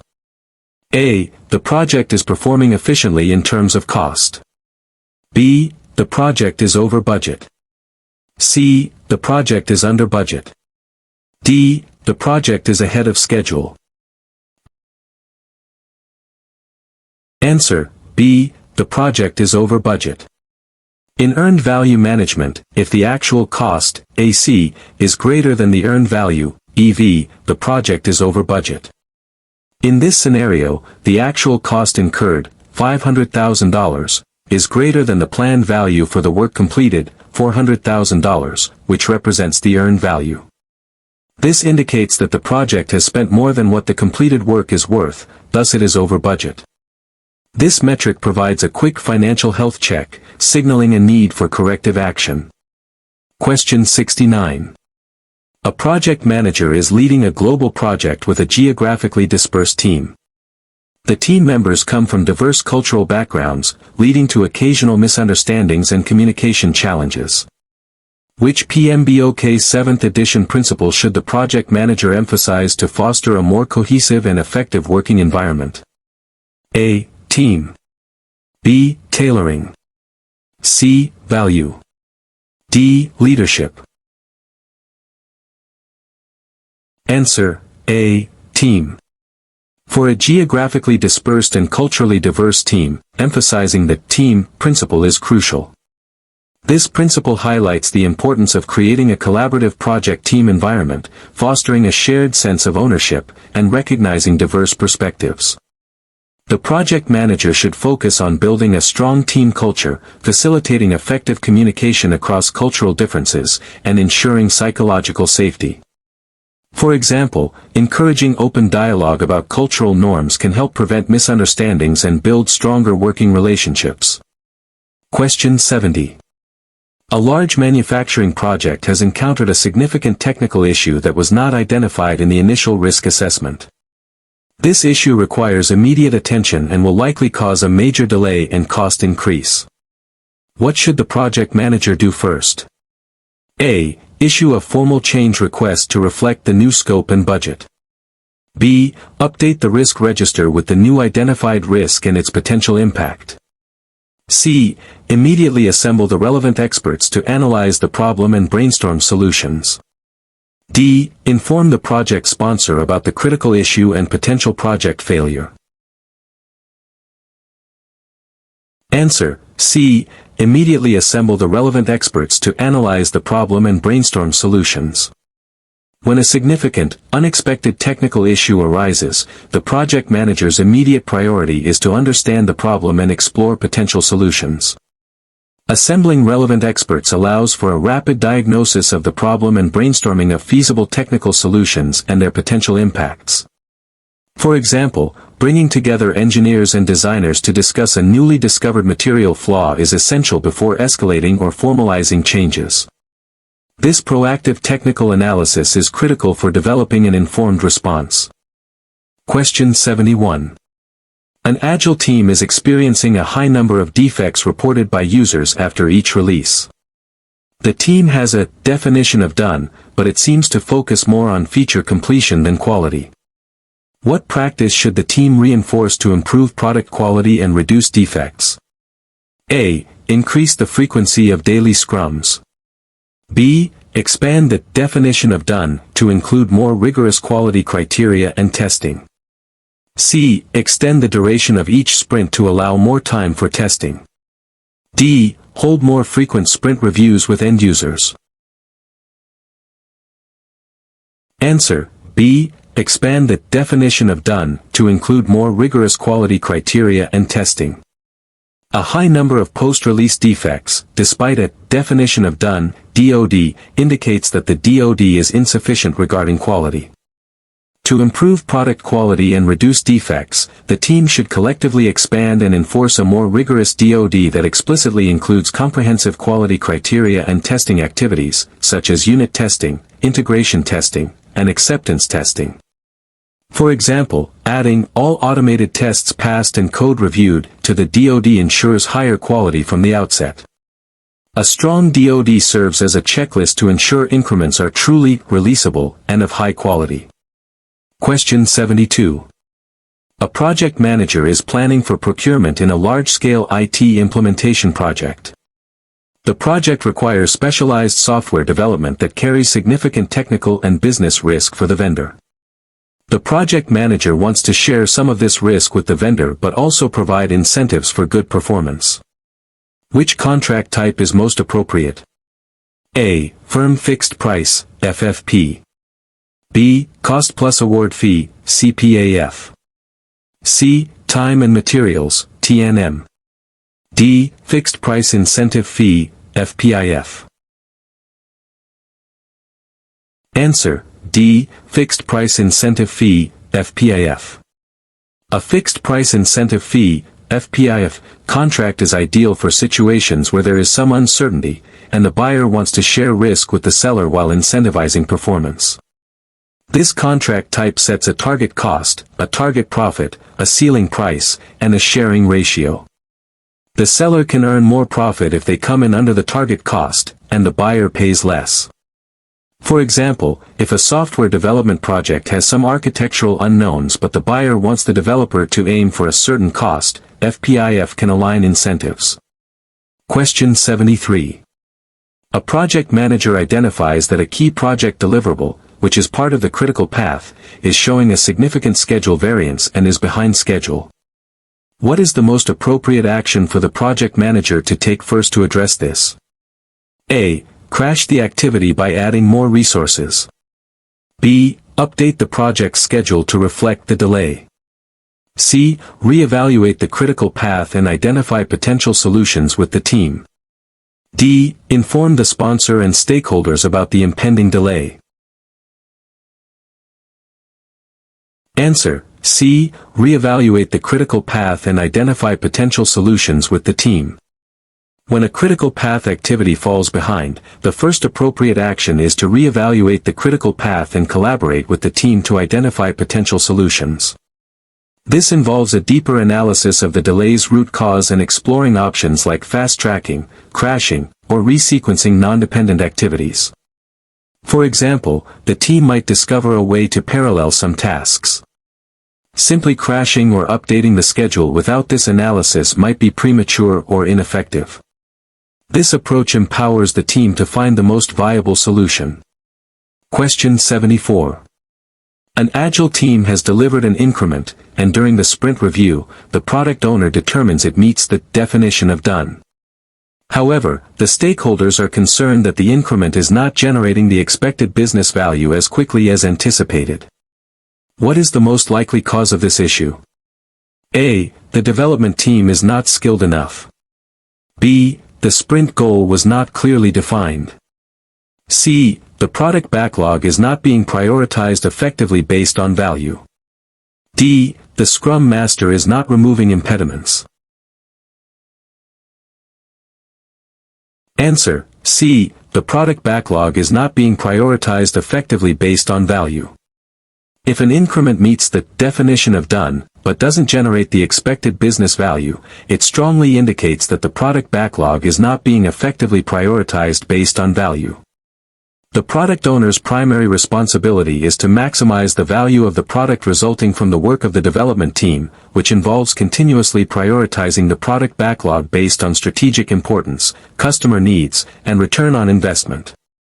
For example, if low-value features are being built before high-value ones, the immediate business impact will be limited.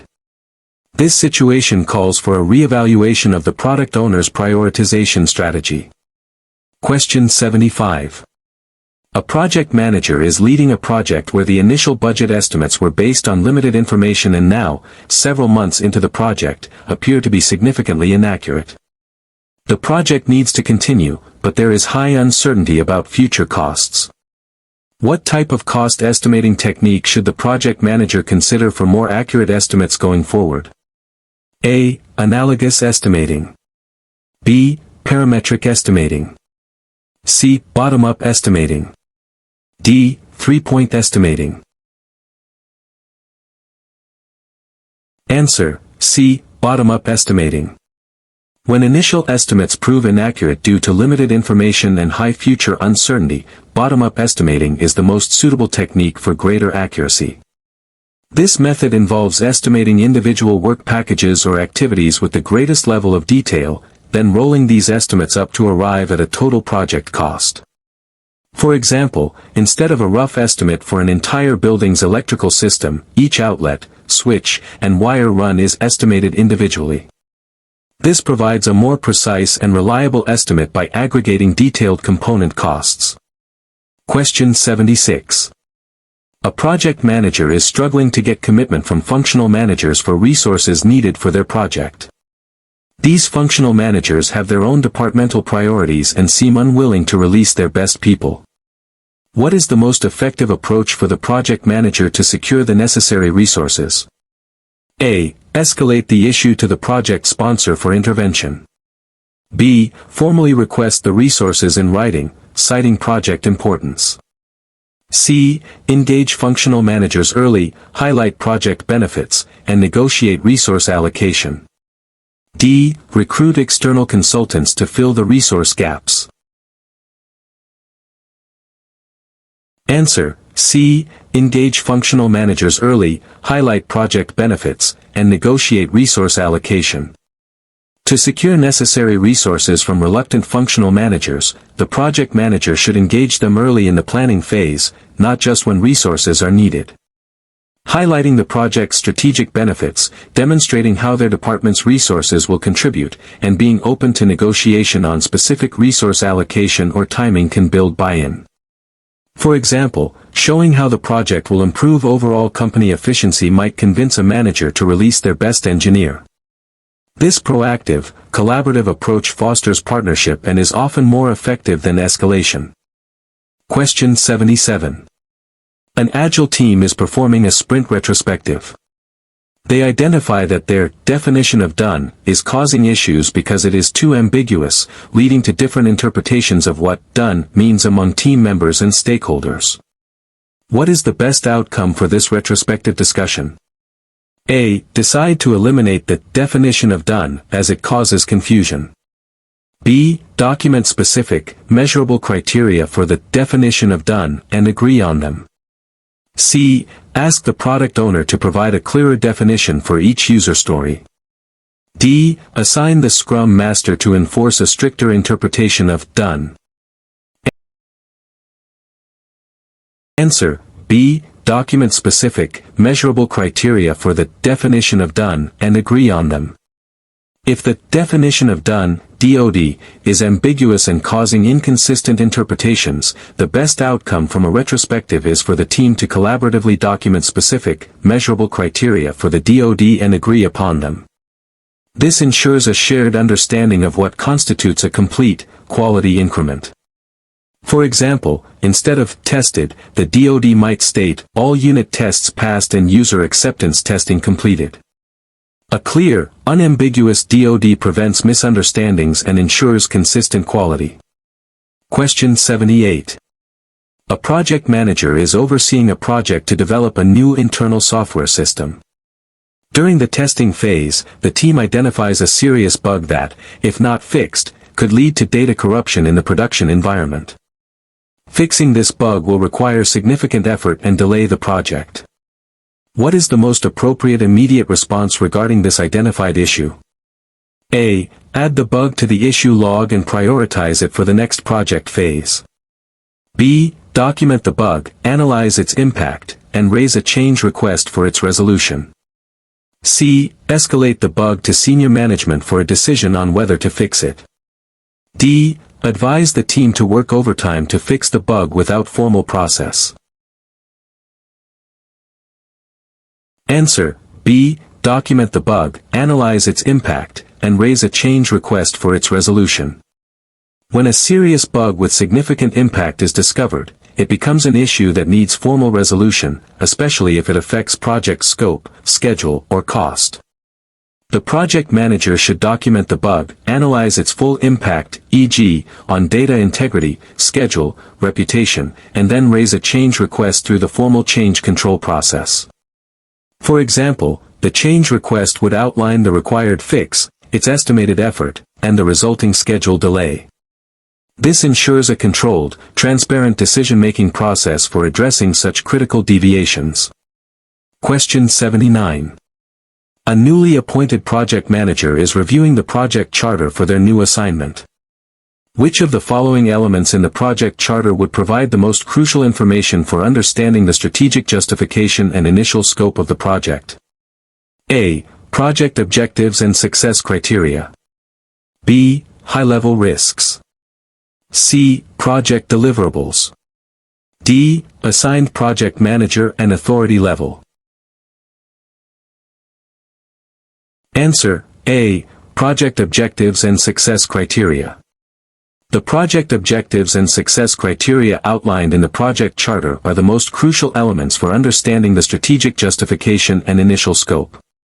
These define what the project aims to achieve, objectives, and how its success will be measured, success criteria, thereby articulating the why and guiding the overall direction. For example, an objective like, increase customer satisfaction by 15% within 6 months, clearly justifies the project and sets the initial scope boundaries. This clarity is fundamental for planning and execution. Question 80. A large, long-term project using a predictive approach has been ongoing for over a year. The project sponsor expresses concern that the project seems disconnected from evolving market needs, despite following the initial plan precisely. What should the project manager do to address this concern and increase value delivery?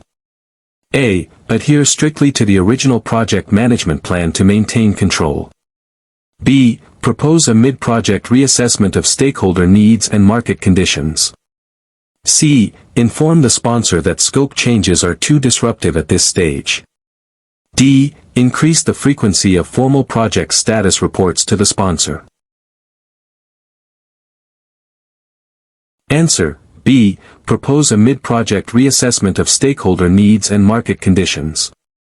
When a long-term predictive project feels disconnected from evolving market needs, simply adhering to the original plan or increasing reports is insufficient. The project manager should proactively propose a mid-project reassessment of stakeholder needs and current market conditions. This allows for an adaptive mindset even within a predictive framework, enabling the project to pivot or adjust its objectives if necessary, through the change control process, to ensure continued value delivery. For example, conducting new market research or stakeholder workshops can reveal critical shifts in demand. This demonstrates a commitment to delivering relevant value, not just completing tasks. Question 81. During a project sprint, a development team member realizes they will not be able to complete their assigned user story due to an unforeseen technical complexity discovered during implementation. What should this team member do first? A. Inform the product owner that the story will not be done. B. Ask another team member to take over the task. C. Update the task status to blocked in the sprint board and raise the impediment during the daily scrum. D. Work overtime to ensure the story is completed by the end of the sprint. Answer: C. Update the task status to blocked in the sprint board and raise the impediment during the daily scrum.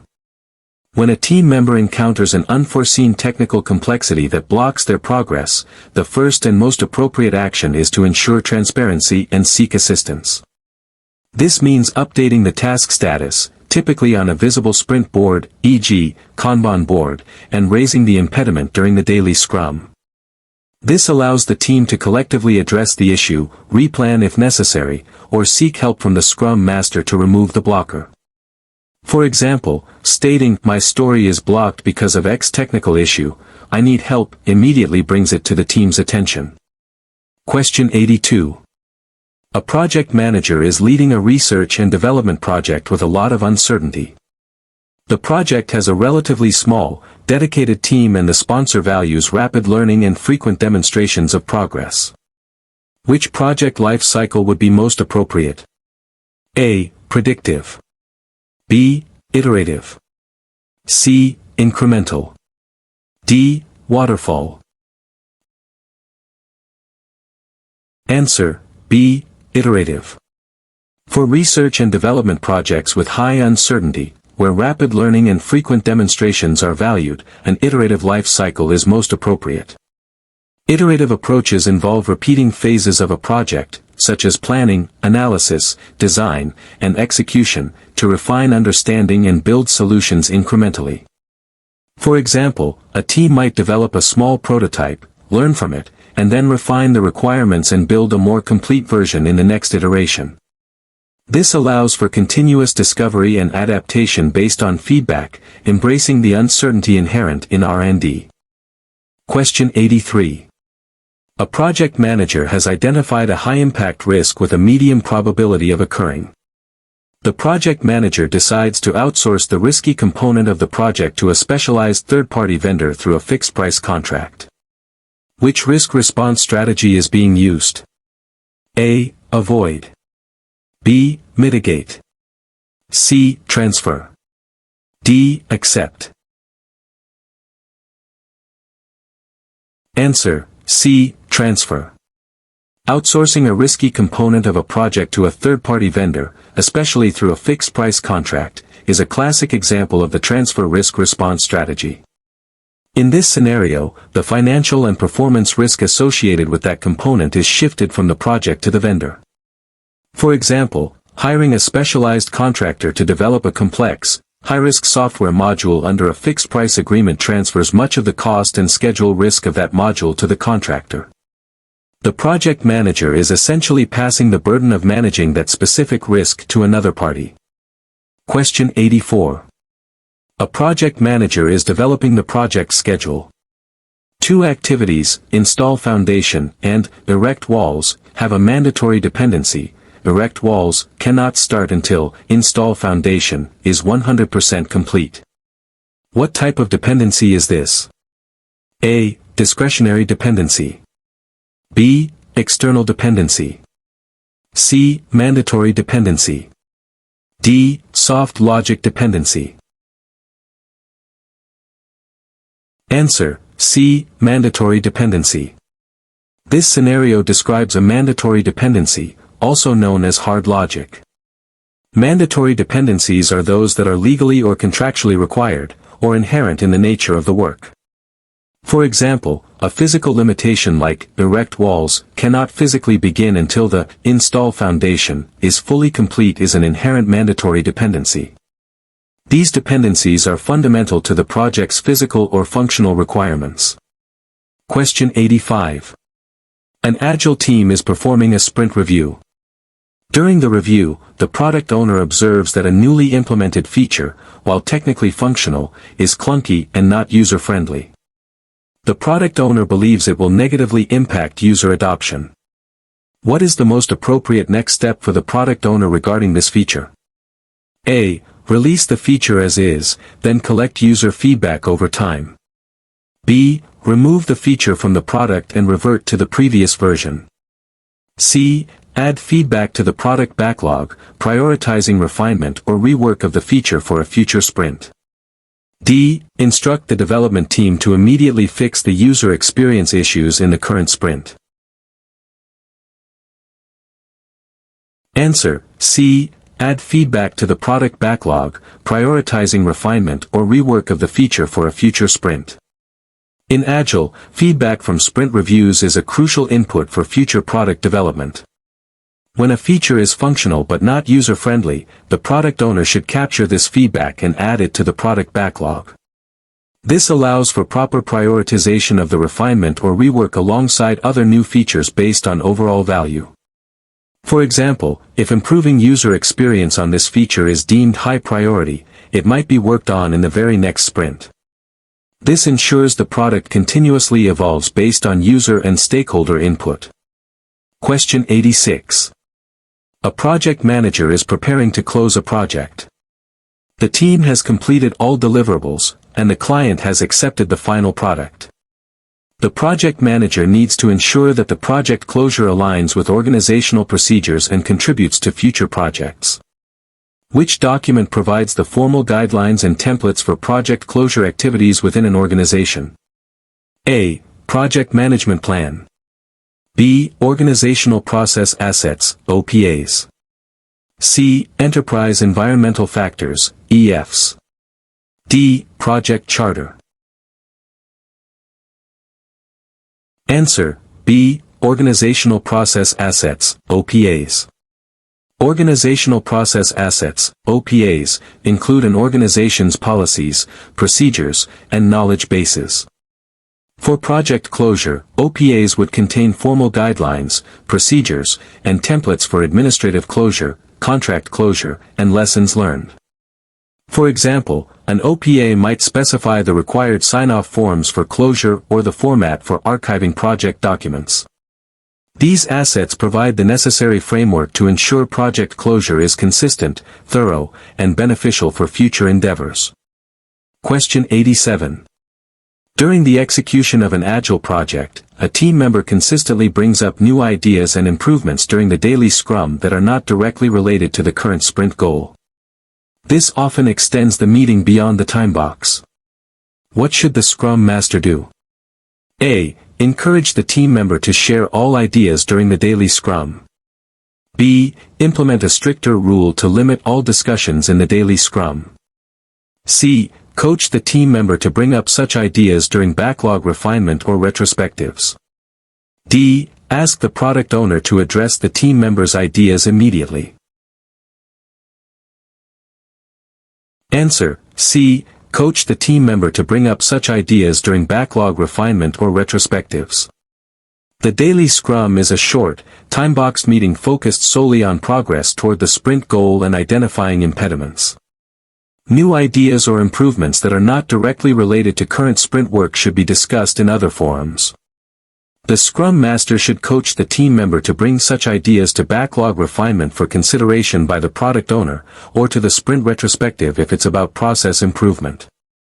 For example, if a developer thinks of a better way to implement a feature not in the current sprint, they should note it for backlog refinement. This maintains the daily scrum's focus and efficiency. Question 88. A project manager is managing a highly innovative project with a new technology that has not been thoroughly tested. There is a high probability that the technology might fail, leading to significant delays. The project manager decides to pursue a backup plan by researching an alternative technology, but this will add some cost. Which risk-response strategy is best described? A. Avoid. B. Mitigate. C. Transfer. D. Accept. Answer: B. Mitigate. The action of researching an alternative technology as a backup plan to address a high-probability risk of technology failure is a clear example of the mitigation risk response strategy. Mitigation aims to reduce the probability or impact of a negative risk event to an acceptable level. By preparing a backup, the project manager is actively lessening the potential impact of the primary technology failing, even if it incurs additional cost.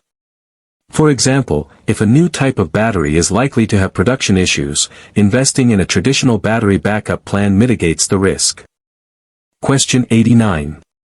A project manager is reviewing performance reports and observes that the project's Cost Performance Index, CPI, is 1.25, and the Schedule Performance Index, SPI, is 0.75.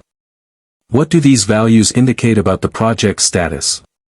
A. The project is ahead of schedule and under budget. B. The project is behind schedule and over budget. C. The project is ahead of schedule and over budget. D. The project is behind schedule and under budget. Answer: D. The project is behind schedule and under budget. In earned value management, a CPI greater than 1.25, indicates that the project is under budget, meaning it is getting more value for the money spent than planned. Conversely, an SPI less than 0.75, indicates that the project is behind schedule, meaning it is progressing slower than planned. For example, if you plan to complete $1,000 of work and spent $800 to complete $750 worth of work, you'd be behind schedule, SPI 1, but under budget, CPI 1. These indices provide a quick snapshot of project health, highlighting areas needing attention. Question 90. A project team is developing a new software product. During a sprint review, a key stakeholder unexpectedly presents a new regulatory requirement that mandates a significant change to the product's security features. This change was not anticipated and impacts the entire project roadmap. What should the product owner do first? A. Reject the new requirement as it was not part of the initial plan. B. Immediately add the new security feature to the current sprint backlog. C. Evaluate the new requirement's impact on the product backlog and work with stakeholders to prioritize it. D. Inform the development team to stop current work and start implementing the new security feature. Answer: C. Evaluate the new requirement's impact on the product backlog and work with stakeholders to prioritize it. When a new, impactful requirement emerges, especially one driven by regulation, the product owner's first step is to evaluate its impact on the entire product backlog and then work collaboratively with stakeholders to prioritize it. This means understanding its urgency and value relative to other existing items. For example, a regulatory change might be very high priority, so it would move to the top of the product backlog for a future sprint. This approach ensures all changes are strategically considered within the existing roadmap and backlog, reflecting Agile's adaptability. Question 91. A project manager is leading a global virtual team. Team members are from various cultures and rely heavily on asynchronous communication. The project manager needs to foster a collaborative environment and ensure clear communication. Which aspect of PMBOK 7th edition should the project manager prioritize? A. Predictability. B. Leadership and teamwork. C. Requirements traceability. D. Financial management. Answer: B. Leadership and teamwork. For a global virtual team with diverse cultures and asynchronous communication, prioritizing leadership and teamwork is crucial. This principle emphasizes the importance of effective leadership in motivating, coaching, and guiding the team, as well as fostering a collaborative and respectful environment. The project manager needs to build trust, bridge cultural gaps, and actively facilitate clear communication channels suitable for a virtual setting. For example, establishing clear communication protocols and encouraging inclusive virtual meetings fosters stronger teamwork. Question 92. A project manager is evaluating potential vendors for a complex component of a major project. The project team has some in-house expertise but lacks the specialized skills required for this particular component. What is the most appropriate reason for the project manager to consider external procurement for this component? A. To reduce the overall project budget. B. To transfer specific risks to an external party. C. To accelerate the project schedule significantly. D. To avoid responsibility for the component's quality. Answer: B. To transfer specific risks to an external party. When a project requires specialized skills not available in-house and carries significant complexity or technical risks, external procurement allows the project manager to transfer these specific risks to a specialized third-party vendor who possesses the necessary expertise and resources. While other benefits like potential speed or cost efficiency might arise, risk transfer is a primary strategic driver. For example, if building a custom AI model carries high technical uncertainty, outsourcing to an AI specialist firm transfers the risk of non-performance in that area. Question 93. A project manager discovers that a project deliverable was completed but does not meet the specified quality standards. The deliverable was mistakenly approved by a junior team member without proper review. What is the best immediate action for the project manager to take? A. Discipline the junior team member for the mistake. B. Revert the approval and ensure the deliverable is corrected to meet standards. C. Adjust the quality standards to accommodate the non-conforming deliverable. D. Escalate the issue to the project sponsor.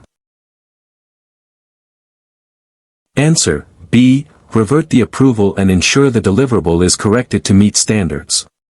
When a deliverable does not meet quality standards, despite an erroneous approval, the immediate and most crucial action is to ensure it is corrected to meet the specified standards. This includes reverting the approval and initiating the necessary rework. For example, if a component fails a critical safety check, it must be fixed regardless of an earlier mistaken sign-off.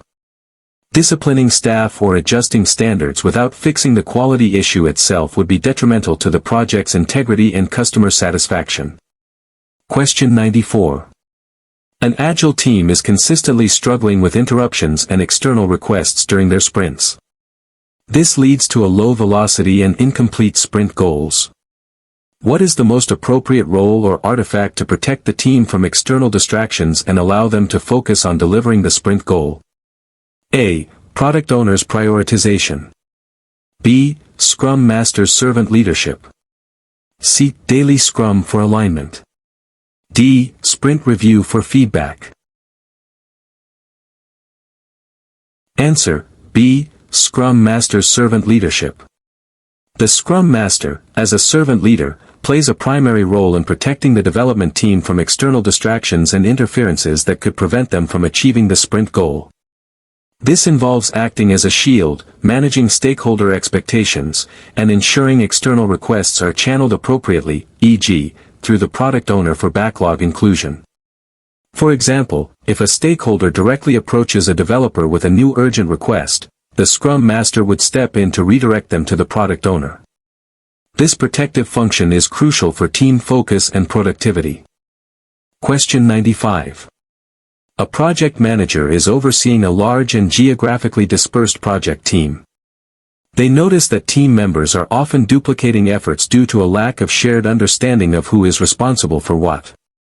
Which type of responsibility assignment matrix would best help clarify roles and responsibilities? A. Organizational breakdown structure, OBS. B. Resource breakdown structure, RBS. C. Responsibility assignment matrix, RAM/RACI chart. D. Work breakdown structure, WBS. Answer: C. Responsibility assignment matrix, RAM/RACI chart.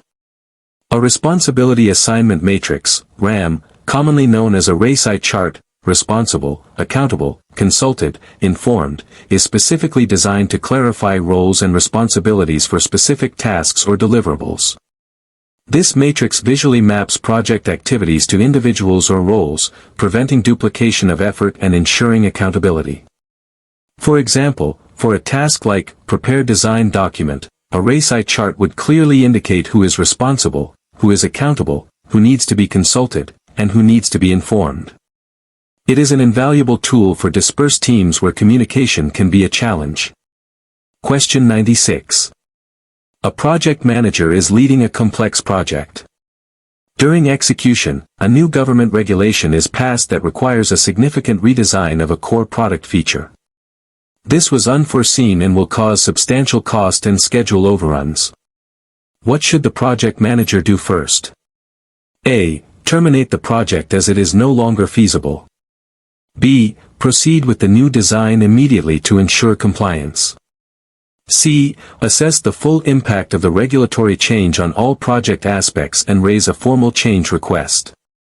D. Renegotiate the project contract with the client to cover the new costs. Answer: C. Assess the full impact of the regulatory change on all project aspects and raise a formal change request. When a new, unforeseen government regulation mandates a significant change impacting cost, schedule, and potentially scope, the project manager's first priority is to comprehensively assess the full impact across all project aspects.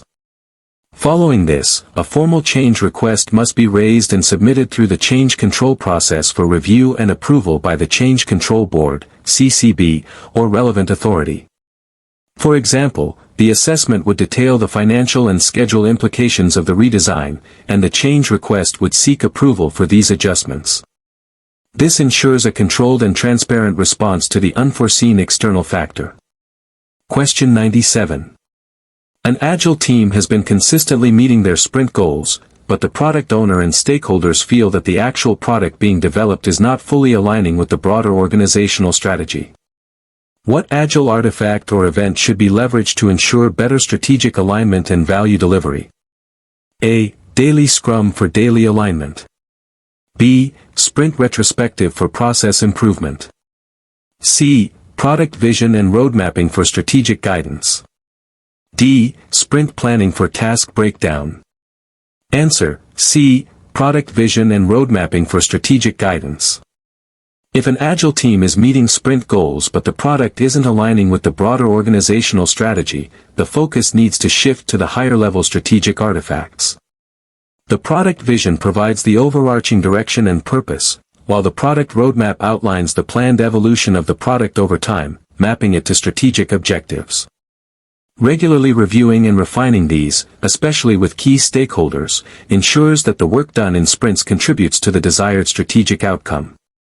For example, if the company's strategy is market expansion, the product vision and roadmap should clearly reflect features that support this growth. Question 98. A project manager is reviewing the project's risk register. A previously identified risk, delay in obtaining regulatory approval, which had a medium probability and high impact, has just materialized. The project manager had a contingency plan in place for this.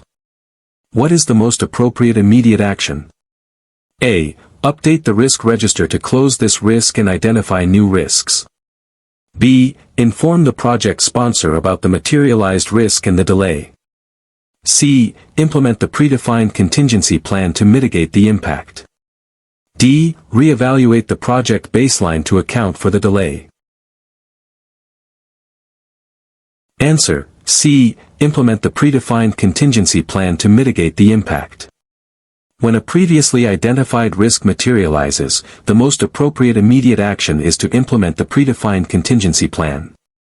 This plan was developed specifically to address the risk if it occurred, aiming to mitigate its impact. For example, if the contingency plan for delayed regulatory approval involved starting parallel tasks or mobilizing a backup team, that plan should now be executed. This proactive execution of the prepared response helps to minimize disruption. Question 99. A project manager is leading a new project and needs to ensure that the project is authorized, and resources are initially committed. Which document serves this purpose and formally sanctions the existence of the project? A. Project Management Plan.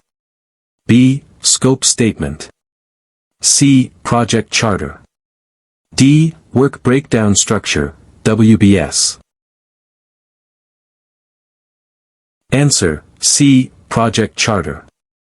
The project charter is the document that formally authorizes the existence of a project and provides the project manager with the authority to apply organizational resources to project activities. It is issued by the project initiator or sponsor and serves as the initial agreement that high-level requirements, objectives, and success criteria are understood. For example, without a signed project charter, a project manager typically cannot formally begin allocating funds or assigning team members. It is the cornerstone of project initiation. Question 100. An Agile team is experiencing analysis paralysis during sprint planning, spending excessive time trying to detail every aspect of user stories before starting development. This leads to longer planning sessions and delays in starting work. What principle should the Scrum Master coach the team on to overcome this? A. Comprehensive documentation. B. Just-in-time planning in sufficient detail. C. Detailed upfront design. D. Maximizing work in progress. Answer: B. Just-in-time planning in sufficient detail. Analysis paralysis during sprint planning indicates a deviation from Agile principles, which advocate for just enough upfront planning in detail. The Scrum Master should coach the team on just-in-time planning and the concept of sufficient detail, often referred to as ready stories. This means user stories should be detailed enough for the upcoming sprint, but not exhaustively for the entire project, allowing for adaptive discovery during development. For example, a story should be clear enough to estimate and start, but not so prescriptive that it prevents flexible solutions. This promotes efficiency and adaptability. Question 101. A project manager is leading a project that requires significant cross-functional collaboration. The team members are highly skilled but belong to different departments and have different reporting lines. To optimize their collective performance, the project manager needs to foster a sense of shared ownership and minimize departmental silos. Which PMBOK 7th edition principle is most relevant? A. Value. B. Strategic alignment. C. Team. D. Leadership. Answer: C. Team. For a project requiring significant cross-functional collaboration where team members belong to different departments, emphasizing the team principle is highly relevant. This principle focuses on creating a collaborative and respectful project team environment, fostering a shared sense of ownership, and overcoming departmental silos. The project manager should work to build a cohesive team identity that transcends individual departmental affiliations, encouraging open communication and collective problem-solving. For example, holding team-building workshops or establishing common goals helps foster this sense of unity. Question 102. A project manager is finalizing a project. All deliverables have been formally accepted by the client. What is a key administrative activity that needs to be completed to formally close out any contractual agreements with external vendors? A. Release all project resources. B. Update the organizational process assets. C. Close procurements. D. Conduct a final project performance review. Answer: C. Close procurements. Once all deliverables are accepted and the project nears completion, close procurements is the key administrative activity specifically focused on formally completing all project procurements. This process involves verifying that all work under the contract is completed and formally closing out each contract. For example, ensuring all invoices are paid, final deliveries are received, and formal acceptance letters are exchanged with vendors are part of this process. It ensures all contractual obligations are met before the project's overall administrative closure. Question 103. An Agile team is finding that their sprint retrospectives are becoming repetitive and less effective, with the same issues being discussed and few actionable improvements implemented. What can the Scrum Master do to revitalize the retrospectives and encourage more impactful changes? A. Cancel retrospectives if there are no new issues. B. Facilitate different retrospective formats and focus on creating specific, measurable action items. C. Invite the project sponsor to the retrospectives to emphasize accountability. D. Ask the product owner to define the problems for the team to solve. Answer: B. Facilitate different retrospective formats and focus on creating specific, measurable action items. To revitalize stagnant retrospectives and make them more impactful, the Scrum Master should introduce different facilitation techniques and actively guide the team towards creating specific, measurable, achievable, relevant, and time-bound, SMART, action items. Varying the format keeps the sessions engaging, while focusing on concrete actions ensures that identified improvements actually lead to change.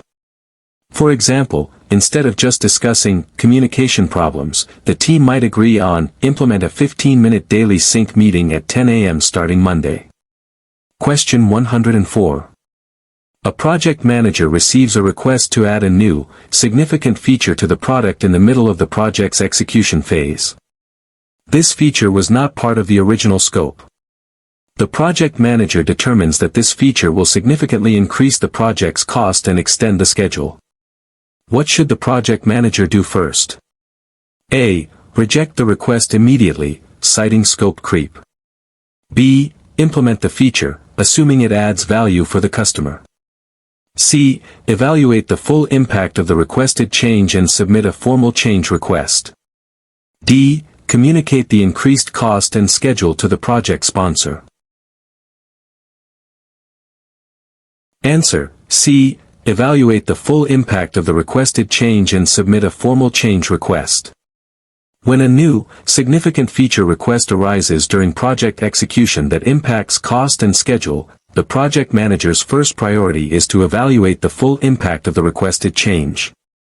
This assessment should cover its effects on scope, schedule, cost, quality, and risks. Following the impact analysis, a formal change request must be submitted through the change control process for review and approval by the Change Control Board, CCB, or relevant authority. For example, documenting how the new feature would add 2 weeks to the schedule and $10,000 to the budget is crucial before seeking approval. This structured approach maintains project control. Question 105. A project manager is leading a project where team members are experiencing difficulty estimating the duration of their tasks due to the novelty of the technology involved. Estimates are consistently inaccurate, leading to schedule overruns. Which estimating technique would best address this uncertainty by providing a range of possible outcomes? A. Analogous estimating. B. Parametric estimating. C. 3-point estimating, PERT. D. Expert judgment. Answer: C. 3-point estimating, PERT. 3-point estimating, often using PERT, Program Evaluation and Review Technique, is specifically designed to address uncertainty in estimates by considering optimistic, pessimistic, and most likely scenarios. This technique provides a range of possible durations or costs rather than a single point estimate, which is ideal when dealing with novel technology and high uncertainty. For example, instead of guessing a task takes 5 days, the team would estimate it as 3 days, optimistic, 5 days, most likely, 10 days, pessimistic, providing a more realistic average and range. This helps manage expectations and uncertainty more effectively. Question 106.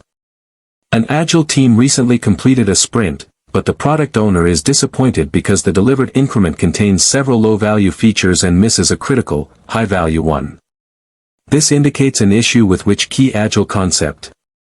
A. Sprint planning accuracy. B. Definition of done clarity. C. Backlog prioritization and refinement. D. Team velocity estimation. Answer: C. Backlog prioritization and refinement.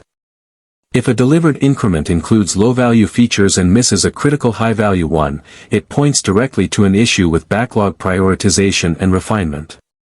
The product owner's core responsibility is to maximize the value of the product by continuously ensuring the product backlog is ordered based on value, risk, and dependencies, and that items are clearly defined. For example, if the critical feature wasn't clearly at the top of the backlog or wasn't properly refined, the team might have picked up less valuable items. Effective backlog management ensures the team always works on the most important items. Question 107. A project manager is facing a situation where a key stakeholder consistently provides vague and conflicting requirements, leading to rework and project delays. This stakeholder has high influence on the project. What is the best approach for the project manager to manage this situation? A. Document the conflicting requirements and proceed with the most logical interpretation. B. Engage the stakeholder in one-on-one sessions to clarify requirements and obtain clear sign-offs. C. Exclude the stakeholder from future requirements gathering sessions. D. Report the stakeholder's behavior to the project sponsor. Answer: B. Engage the stakeholder in one-on-one sessions to clarify requirements and obtain clear sign-offs. When a high-influence stakeholder provides vague and conflicting requirements, the most effective approach is to proactively engage them in one-on-one sessions. This allows the project manager to ask probing questions, use elicitation techniques, and gain clear understanding and sign-off on requirements, preventing ambiguity and rework. For example, using prototypes or visual aids during these sessions can help the stakeholder articulate their true needs. This direct and collaborative engagement focuses on resolving the issue at its source. Question 108. A project manager is overseeing a construction project where a new, innovative material is being used for the first time. There is a high risk of unexpected structural failures due to the material's unproven nature. The project manager decides to conduct extensive prototype testing and simulation before full-scale implementation. What risk response strategy is this? A. Avoid. B. Exploit. C. Mitigate. D. Transfer. Answer: C. Mitigate. Conducting extensive prototype testing and simulation for an unproven, high-risk material is a classic example of the mitigation risk response strategy. Mitigation involves taking proactive steps to reduce the probability or impact of a negative risk event. By thoroughly testing the material in a controlled environment, the project manager is actively reducing the likelihood of structural failures and their potential impact on the full-scale project. For instance, if testing reveals weaknesses, the material can be reinforced or replaced, thus reducing the risk. Question 109. A project manager has determined that the project's critical path activities are too long, making the project's overall duration unacceptable to the sponsor. The project manager identifies an opportunity to overlap a design activity with a construction activity, which were originally planned to be sequential. What schedule compression technique is this? A. Crashing. B. Fast tracking. C. Resource leveling. D. Schedule network analysis. Answer: B. Fast tracking. Fast tracking is a schedule compression technique where activities that would normally be done in sequence are performed in parallel, or overlapped, to shorten the project duration. In this scenario, overlapping a design activity with a construction activity is a direct application of fast tracking. For example, starting the exterior framing of a house while the interior architectural design is still being finalized would be fast tracking.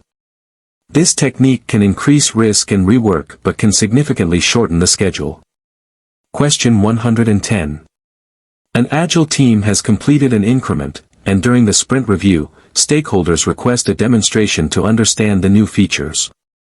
However, the team discovers that the demo environment is not properly configured, leading to a confusing and incomplete presentation. What should the team and product owner review to ensure better preparation for future sprint reviews? A. The product backlog. B. The sprint backlog. C. The definition of done. D. The product vision. Answer: C. The definition of done. The definition of done, DOD, specifies the criteria an increment must meet to be considered releasable and potentially shippable. If the demo environment is not ready for the sprint review, it implies that ready for demonstration or deployable to a demo environment might not be adequately covered in the team's DoD. Expanding the DoD to include readiness for the sprint review ensures that such logistical aspects are part of the done criteria. For example, adding demo environment prepared and verified to the DoD would address this issue directly. Question 111. A project manager is preparing the project budget. The project involves a high degree of uncertainty, and precise estimates are difficult to obtain for all work packages. To account for this uncertainty, what type of reserve should the project manager include in the cost baseline? A. Management reserve. B. Contingency reserve. C. Activity reserve. D. Schedule reserve. Answer: B. Contingency reserve. Contingency reserve is an amount of money, or time, added to the cost, or schedule, baseline to account for identified risks, or known unknowns. When there's a high degree of uncertainty and precise estimates are difficult, a contingency reserve is set aside to cover the costs associated with these identified, but uncertain, events. For example, if there's a known risk of a specific component failing, a contingency reserve would cover its replacement cost if it happens. This reserve is part of the cost baseline and is controlled by the project manager. Question 112. A project manager is leading a project where several key team members are consistently disengaged during team meetings, rarely contributing ideas, and seem unmotivated. This is impacting overall team creativity and problem solving. What should the project manager do first?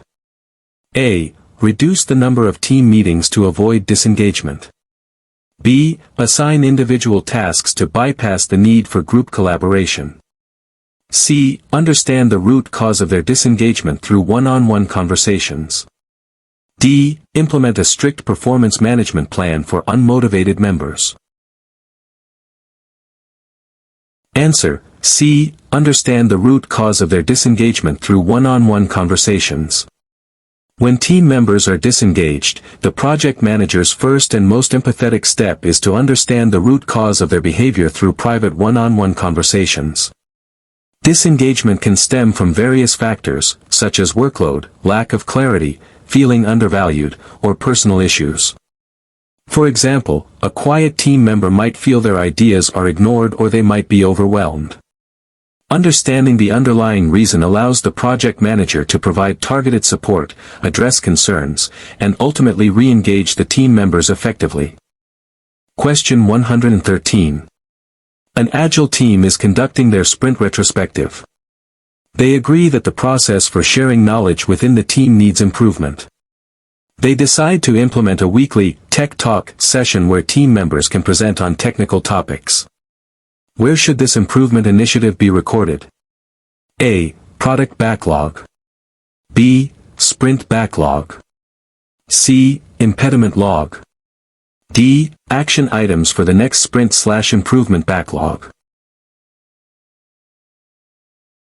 Answer: D. Action items for the next sprint/improvement backlog. Improvements identified during a sprint retrospective, like implementing a weekly Tech Talk, are typically recorded as actionable items for the next sprint or in a dedicated improvement backlog. These actions are owned by the team and are intended to enhance their processes, tools, or interactions. For example, the team might add Schedule First Tech Talk as a task for the upcoming sprint. This ensures that the team's commitment to continuous improvement is followed through with concrete steps. Question 114. A project manager needs to communicate the overall progress and health of the project to various stakeholders with differing levels of detail requirements. Some require high-level summaries, while others need granular data. What should the project manager leverage to tailor these communications effectively? A. Project Management Information System, PMIS. B. Communications Management Plan. C. Stakeholder Register. D. Work Performance Reports. Answer: B. Communications Management Plan. The Communications Management Plan is the specific document that defines how project communications will be planned, structured, implemented, and monitored, including who needs what information, when, and in what format. It addresses the diverse information needs of various stakeholders by outlining different communication methods, channels, and frequencies. For example, it might specify a weekly dashboard for executives and a daily stand-up for the team. This plan is essential for tailoring communication effectively and ensuring information reaches the right audience in the right way. Question 115. A project manager is managing a project with a newly adopted technology. The team has discovered that the initial cost estimates for a key component, based on historical data from older technologies, are significantly underbudgeted due to unforeseen complexities with the new technology. What is the most appropriate action for the project manager to take regarding this cost deviation? A. Absorb the additional cost within the existing budget. B. Halt the project until new estimates are provided by the vendor. C. Analyze the root cause of the underestimation and raise a change request for budget adjustment. D. Reduce the scope of the project to stay within the original budget. Answer. C. Analyze the root cause of the underestimation and raise a change request for budget adjustment. When a significant cost deviation is discovered, particularly due to unforeseen complexities, the project manager's most appropriate action is to first analyze the root cause of the underestimation. This understanding is critical before acting. Following this analysis, a formal change request should be raised to propose a budget adjustment through the change control process. For example, if the root cause is a lack of experience with the new technology, the change request would justify the need for additional resources or time and seek approval for the revised budget. This ensures a controlled, transparent, and informed response to the cost issue. Question 116. A project manager is leading a software development project. During user acceptance testing, UAT, the client identifies a critical missing feature that was not part of the initial requirements. Implementing this feature will significantly increase the project duration and cost. What is the best approach for the project manager to manage this situation? A. Reject the new feature, as it constitutes scope creep. B. Incorporate the feature and adjust the schedule and budget without formal approval. C. Analyze the impact of the new feature on all project constraints and submit a formal change request. D. Ask the development team to estimate the effort for the new feature and then add it. Answer. C. Analyze the impact of the new feature on all project constraints and submit a formal change request. When a new, critical feature emerges during UAT that was not part of original requirements and will significantly impact duration and cost, the project manager must engage the formal change control process. This involves analyzing the full impact of the requested change on scope, schedule, cost, quality, and risks, and then submitting a formal change request for review and approval by the Change Control Board, CCB, or relevant authority. For example, the analysis would detail how adding the feature shifts the delivery date and increases the budget. This structured approach ensures control and transparency. Question 117. An Agile team is consistently struggling with external dependencies that are not resolved in a timely manner, leading to blockages and missed sprint goals. What is the most effective approach for the Scrum Master to address this recurring impediment? A. Tell the team to communicate directly with external teams. B. Document the impediments and escalate them to the product owner for resolution. C. Facilitate proactive communication and collaboration with external teams and stakeholders to manage dependencies.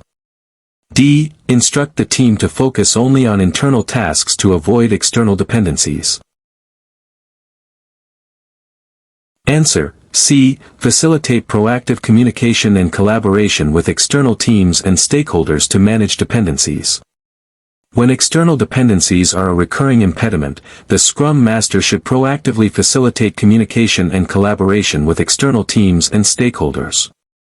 This goes beyond simply documenting or escalating. It involves actively working to build relationships, establish clear communication channels, and anticipate and resolve dependencies before they become blockers. For example, the Scrum Master might arrange regular sync meetings with the external team's lead or help the team create a dependency tracking board. This proactive, collaborative approach addresses the root cause of the impediment. Question 118.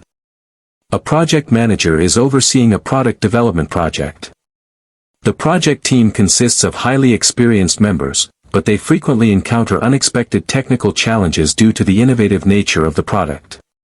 Which PMBOK 7th edition performance domain should the project manager prioritize to ensure these challenges are addressed effectively? A. Stakeholder performance domain.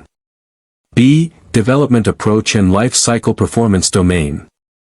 C. Uncertainty and ambiguity performance domain. D. Planning performance domain. Answer: C. Uncertainty and ambiguity performance domain. When a project involves an innovative product and frequently encounters unexpected technical challenges due to its nature, the uncertainty and ambiguity performance domain is paramount. This domain focuses on understanding and managing the various aspects of uncertainty and ambiguity inherent in projects, including risks, opportunities, and unknowns. The project manager needs to foster an environment where the team can explore, learn, and adapt to these challenges. For example, embracing iterative development and rapid prototyping are ways to manage this uncertainty. Question 119. A project manager needs to select a vendor for a specialized technical component.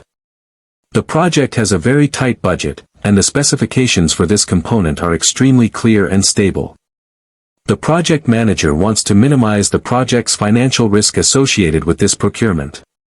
Which contract type is most suitable? A. Cost plus fixed fee, CPFF. B. Time and materials, TNM. C. Fixed price incentive fee, FPIF. D. Firm fixed price, FFP. Answer: D. Firm fixed price, FFP.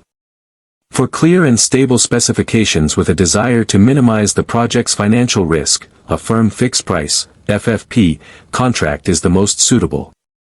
Under an FFP contract, the seller commits to a fixed total price for the defined product or service, bearing the majority of the risk for cost overruns. This provides cost predictability for the buyer.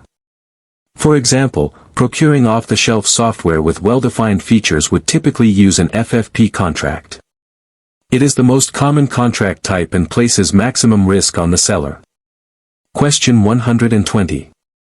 A project manager is facilitating a retrospective for an Agile team that has recently struggled to meet its sprint goals. During the retrospective, one team member consistently blames another for the missed commitments, creating a hostile environment. What is the best way for the Scrum Master to handle this situation and ensure a productive retrospective? A. End the retrospective immediately and reschedule. B. Ask the product owner to mediate the conflict. C. Reinforce the no-blame rule for retrospectives and refocus on process improvement. D. Allow the team members to resolve their conflict openly. Answer: C. Reinforce the no-blame rule for retrospectives and refocus on process improvement. Sprint retrospectives are designed to be a safe space for inspect and adapt, focusing on process improvement, not blaming individuals. When a team member starts blaming, the Scrum Master, as the facilitator, must immediately intervene by reinforcing the no-blame rule and gently but firmly refocusing the discussion on systemic issues or process improvements. For example, the Scrum Master might rephrase, "John caused the delay," to, "What in our process led to the delay in task X?" This maintains a productive and psychologically safe environment for continuous improvement. Question 121. A project manager is reviewing the project schedule and identifies a risk that a new regulatory approval process, which is outside the project's direct control, could significantly delay the project's launch. The project manager decides to start engaging with the regulatory body proactively to understand their process better and potentially influence it. What risk response strategy is this? A. Avoid. B. Exploit. C. Mitigate. D. Transfer. Answer: C. Mitigate. Proactively engaging with the regulatory body to understand their process and potentially influence it is an example of the mitigation risk response strategy. Mitigation aims to reduce the probability or impact of a negative risk event. By engaging early, the project manager is actively trying to decrease the likelihood of delays or lessen their impact by gaining insights and fostering collaboration. For instance, clarifying requirements with the regulator can prevent later rejections and delays. Question 122. A project manager is leading a complex IT project. The project has gone through several changes to its scope, and these changes have been poorly documented, leading to confusion among team members and stakeholders about the current project deliverables. What should the project manager prioritize to regain control over the project scope? A. Rebaselining the project schedule. B. Implementing a robust change control system. C. Increasing communication frequency with stakeholders. D. Conducting daily stand-up meetings. Answer: B. Implementing a robust change control system. When a project has experienced poor documentation of scope changes leading to confusion, the most critical action is to implement a robust change control system. This system ensures that all proposed changes are formally documented, reviewed, analyzed for impact, and approved or rejected by a designated authority, e.g., a change control board. For example, requiring all scope modifications to go through a formal change request process ensures transparency and prevents uncontrolled changes. This brings order and clarity back to the project's scope definition. Question 123. An Agile team is constantly reprioritizing work within a sprint, leading to incomplete user stories and frustration among developers. The product owner is seen as the primary cause, frequently interrupting the team with urgent, new requests. What fundamental Agile principle is being violated, and how should it be addressed? A. Principle: continuous delivery. Solution: release more frequently. B. Principle: stable sprints. Solution: product owner must respect the sprint goal and the team's commitment.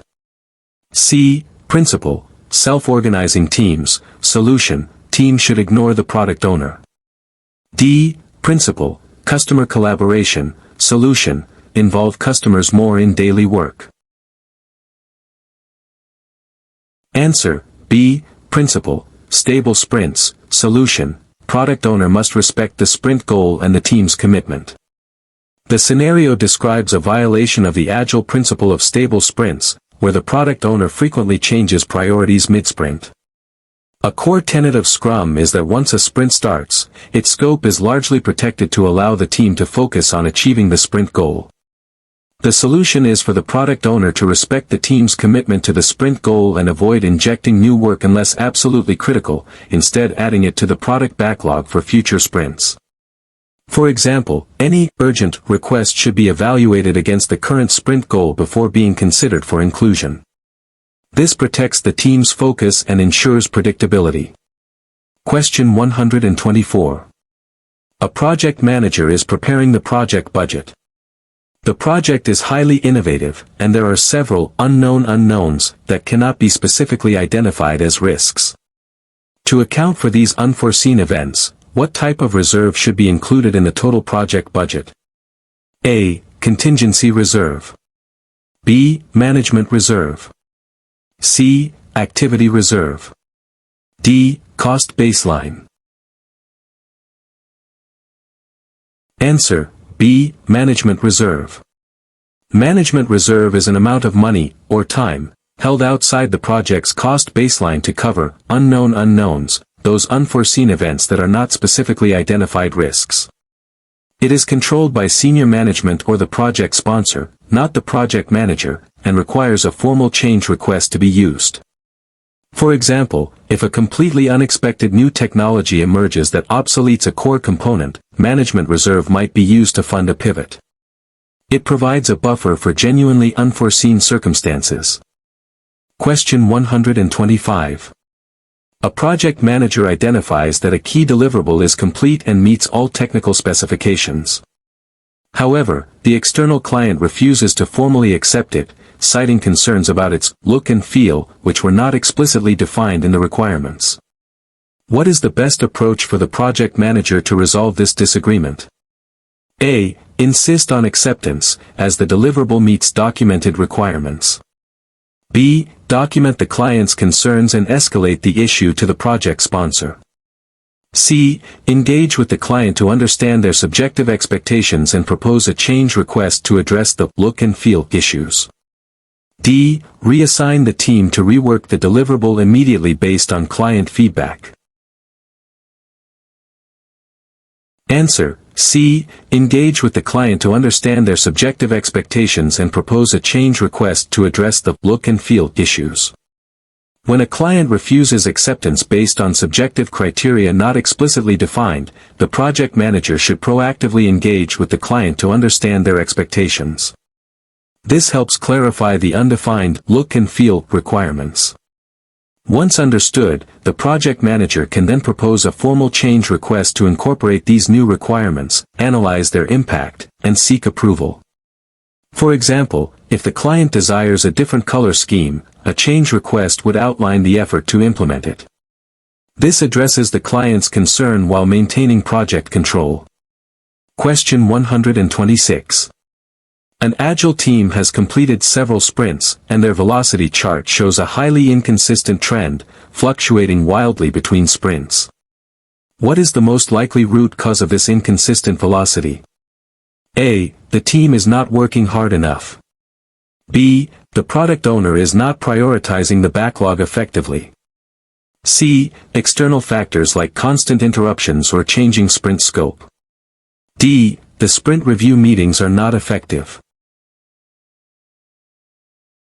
Answer: C. External factors like constant interruptions or changing sprint scope. Highly inconsistent velocity in an Agile team is most commonly caused by external factors such as constant interruptions, changing sprint scope mid-sprint, or unmanaged dependencies. Velocity is a measure of the amount of work a team can consistently deliver, and stability is key. If the team's environment is unpredictable, their capacity to deliver a consistent amount of work will also be unpredictable. For example, if new, urgent work is frequently injected into sprints, the team's focus is disrupted, making consistent velocity impossible. The Scrum Master should address these external impediments. Question 127. A project manager is facilitating a discussion about project risks. The team identifies a risk that the main supplier might go out of business. This risk has a high impact on the project's schedule and cost. The project manager decides to engage a secondary supplier for critical components, even if it adds a small initial cost. What risk response strategy is being used? A. Accept. B. Exploit. C. Mitigate. D. Avoid. Answer: C. Mitigate. Engaging a secondary supplier for critical components to address the risk of the main supplier going out of business is an example of the mitigation risk response strategy. Mitigation involves taking steps to reduce the probability or impact of a negative risk event. By having a backup supplier, the project manager is actively reducing the potential impact of the primary supplier's failure, ensuring continuity. For example, having two sources for custom chips lessens the impact if one supplier faces production issues. Question 128. A project manager is leading a predictive project. The project is experiencing significant delays, and the team is working extended hours, leading to low morale and increased errors. The project manager needs to communicate the severity of the situation to the sponsor and recommend a course of action. Which type of communication should be used to provide a clear, concise summary of the project's health and major issues?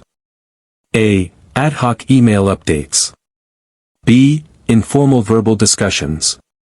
C. Formal project status report.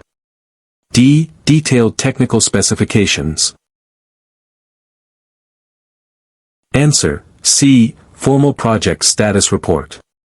To communicate the severity of project delays, low morale, and increased errors to a sponsor and recommend a course of action, a formal project status report is the most appropriate and effective communication type.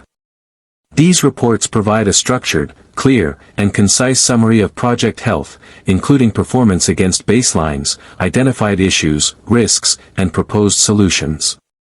For example, a weekly status report would contain earned value metrics, key issues, and a recommendation for schedule recovery.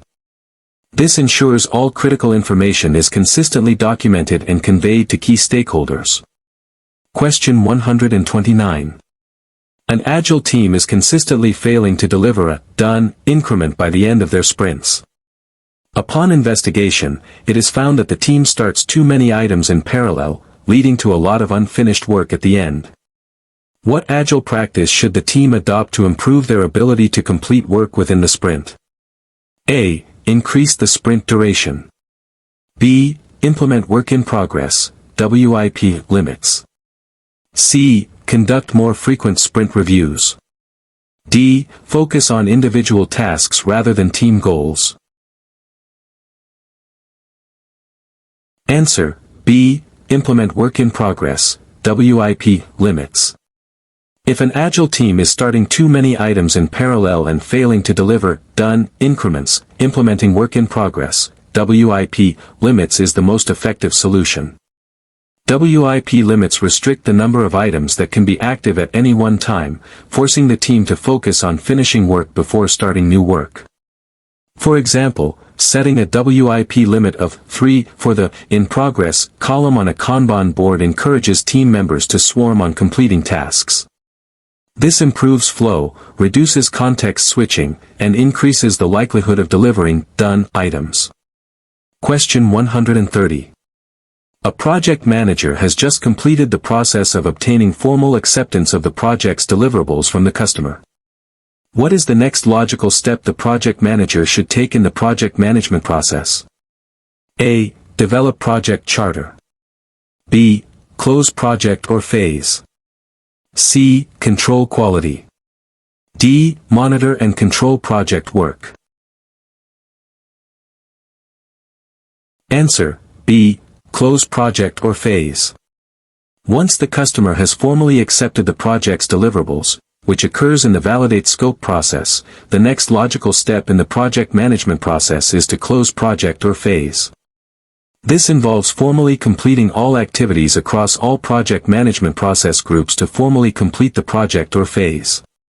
For example, this includes administrative closure, documenting lessons learned, archiving project information, and releasing team members.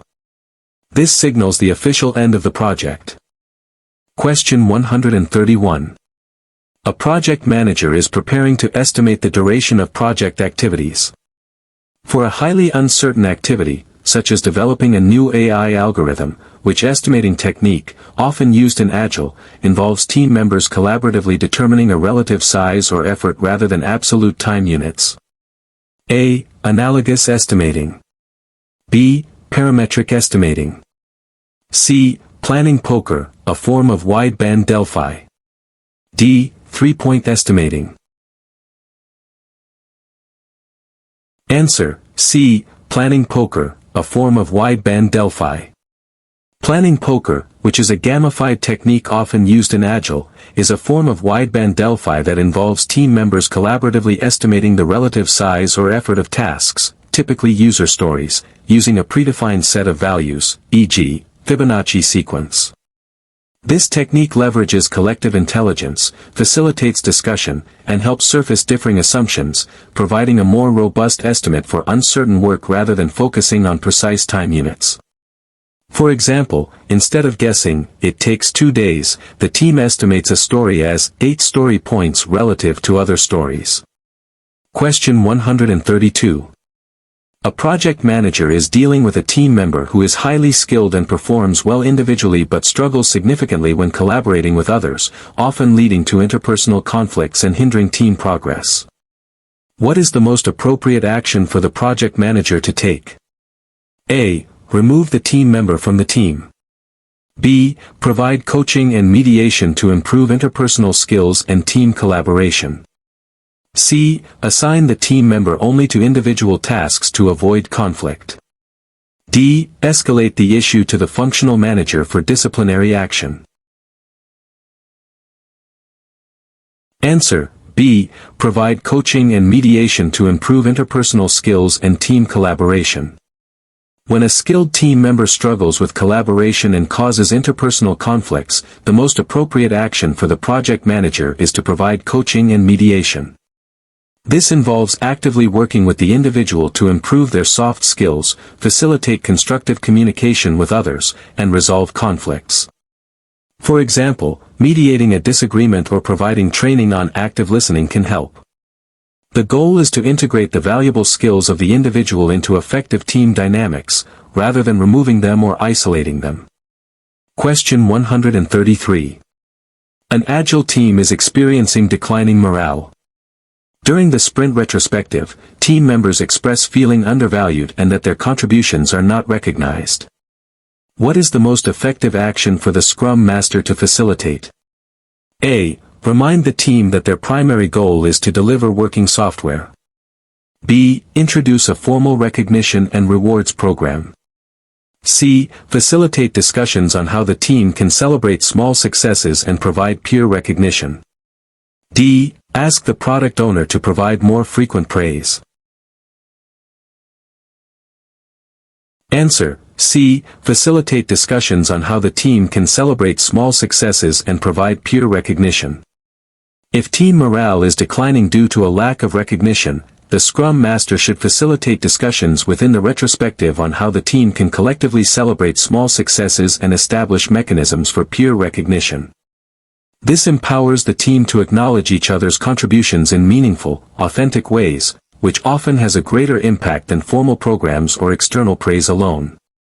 For example, the team might decide to have a shout-out segment at the end of each daily stand-up. This fosters a positive, supportive team culture. Question 134.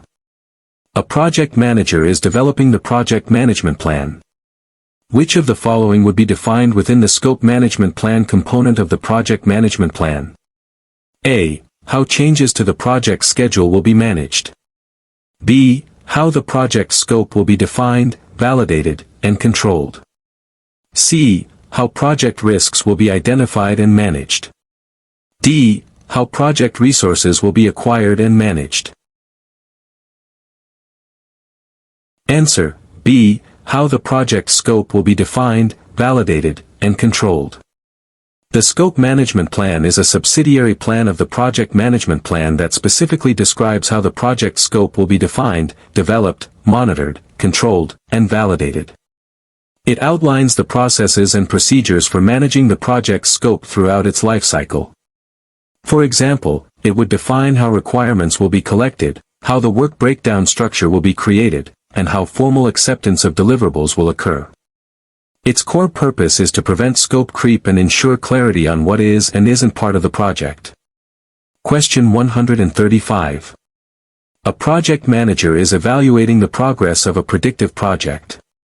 The earned value, EV, is $600,000, the planned value, PV, is $750,000, and the actual cost, AC, is $650,000. What is the Project Schedule Performance Index, SPI? No calculation needed, just the meaning of the result. A. The project is ahead of schedule. B. The project is behind schedule. C. The project is on schedule. D. The project schedule performance cannot be determined. Answer: B. The project is behind schedule. The Schedule Performance Index, SPI, is calculated as earned value, EV, divided by planned value, PV. If EV, $600,000, is less than PV, $750,000, then SPI will be less than 0.8 in this case, indicating that the project is behind schedule. This means less work has been completed than was planned by this point in time. It's a critical indicator of schedule health, showing that the project is not progressing as quickly as anticipated. Question 136. An Agile team is consistently struggling with a high volume of technical debt, leading to slower development and more bugs. During a retrospective, they decide to dedicate a portion of each sprint to addressing technical debt. What is the best way to incorporate this into their Agile process? A. Create a separate, technical debt sprint once every quarter. B. Add technical debt tasks as regular prioritized items in the product backlog. C. Ask the Scrum Master to fix the technical debt outside of sprint work. D. Ignore technical debt and focus on new feature development. Answer: B. Add technical debt tasks as regular prioritized items in the product backlog. Technical debt, when unaddressed, hinders sustainable development and product quality.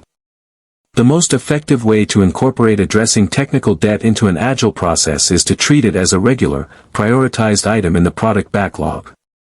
This allows the product owner, in collaboration with the team, to weigh the importance of addressing technical debt against developing new features based on overall value and risk. For example, a refactoring task might be prioritized if it significantly reduces future bug risks. This ensures technical health is an ongoing consideration, not a separate, sporadic activity. Question 137. A project manager is working on a construction project with a very tight schedule. The initial weather forecast indicated clear skies, but a sudden, unexpected severe storm is now predicted, which will halt all outdoor activities for several days. This was not accounted for in the risk register. What is this scenario an example of? A. A known risk. B. A known unknown risk. C. An unknown risk. D. A project issue, not a risk. Answer: C. An unknown risk. An unknown risk refers to risks that cannot be identified in advance because they are completely unanticipated and outside the scope of known risks. A sudden, unexpected severe storm not previously identified or planned for, especially if the initial forecast was clear, fits this description. These events are often addressed by management reserves, as they are not specifically covered by contingency reserves. It represents a genuinely unforeseen circumstance that was not even considered as a possibility during risk planning. Question 138. A project manager is leading a global project with team members from various functional departments, each with their own jargon and work practices. This leads to frequent misunderstandings and rework. Which document should the project manager develop to establish common terminology and clarify internal communication protocols? A. Stakeholder Engagement Plan. B. Communications Management Plan. C. Resource Management Plan. D. Quality Management Plan. Answer: B. Communications Management Plan. When dealing with a global, cross-functional team with differing jargon and work practices, the Communications Management Plan is the specific document that establishes how communications will be structured and managed.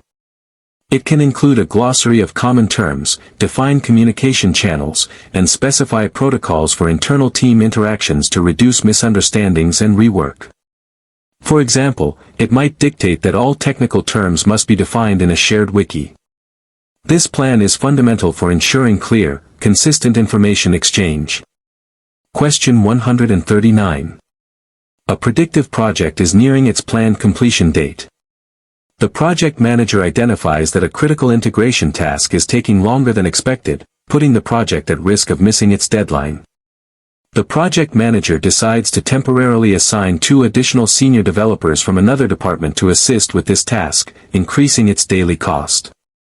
What schedule compression technique is being utilized? A. Fast tracking. B. Crashing.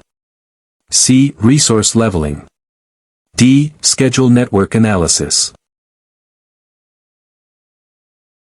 Answer: B. Crashing.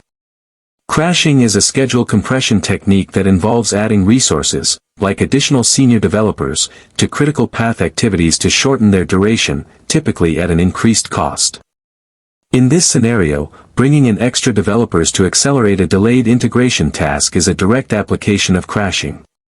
For example, authorizing overtime or hiring temporary staff for a specific critical activity falls under crashing.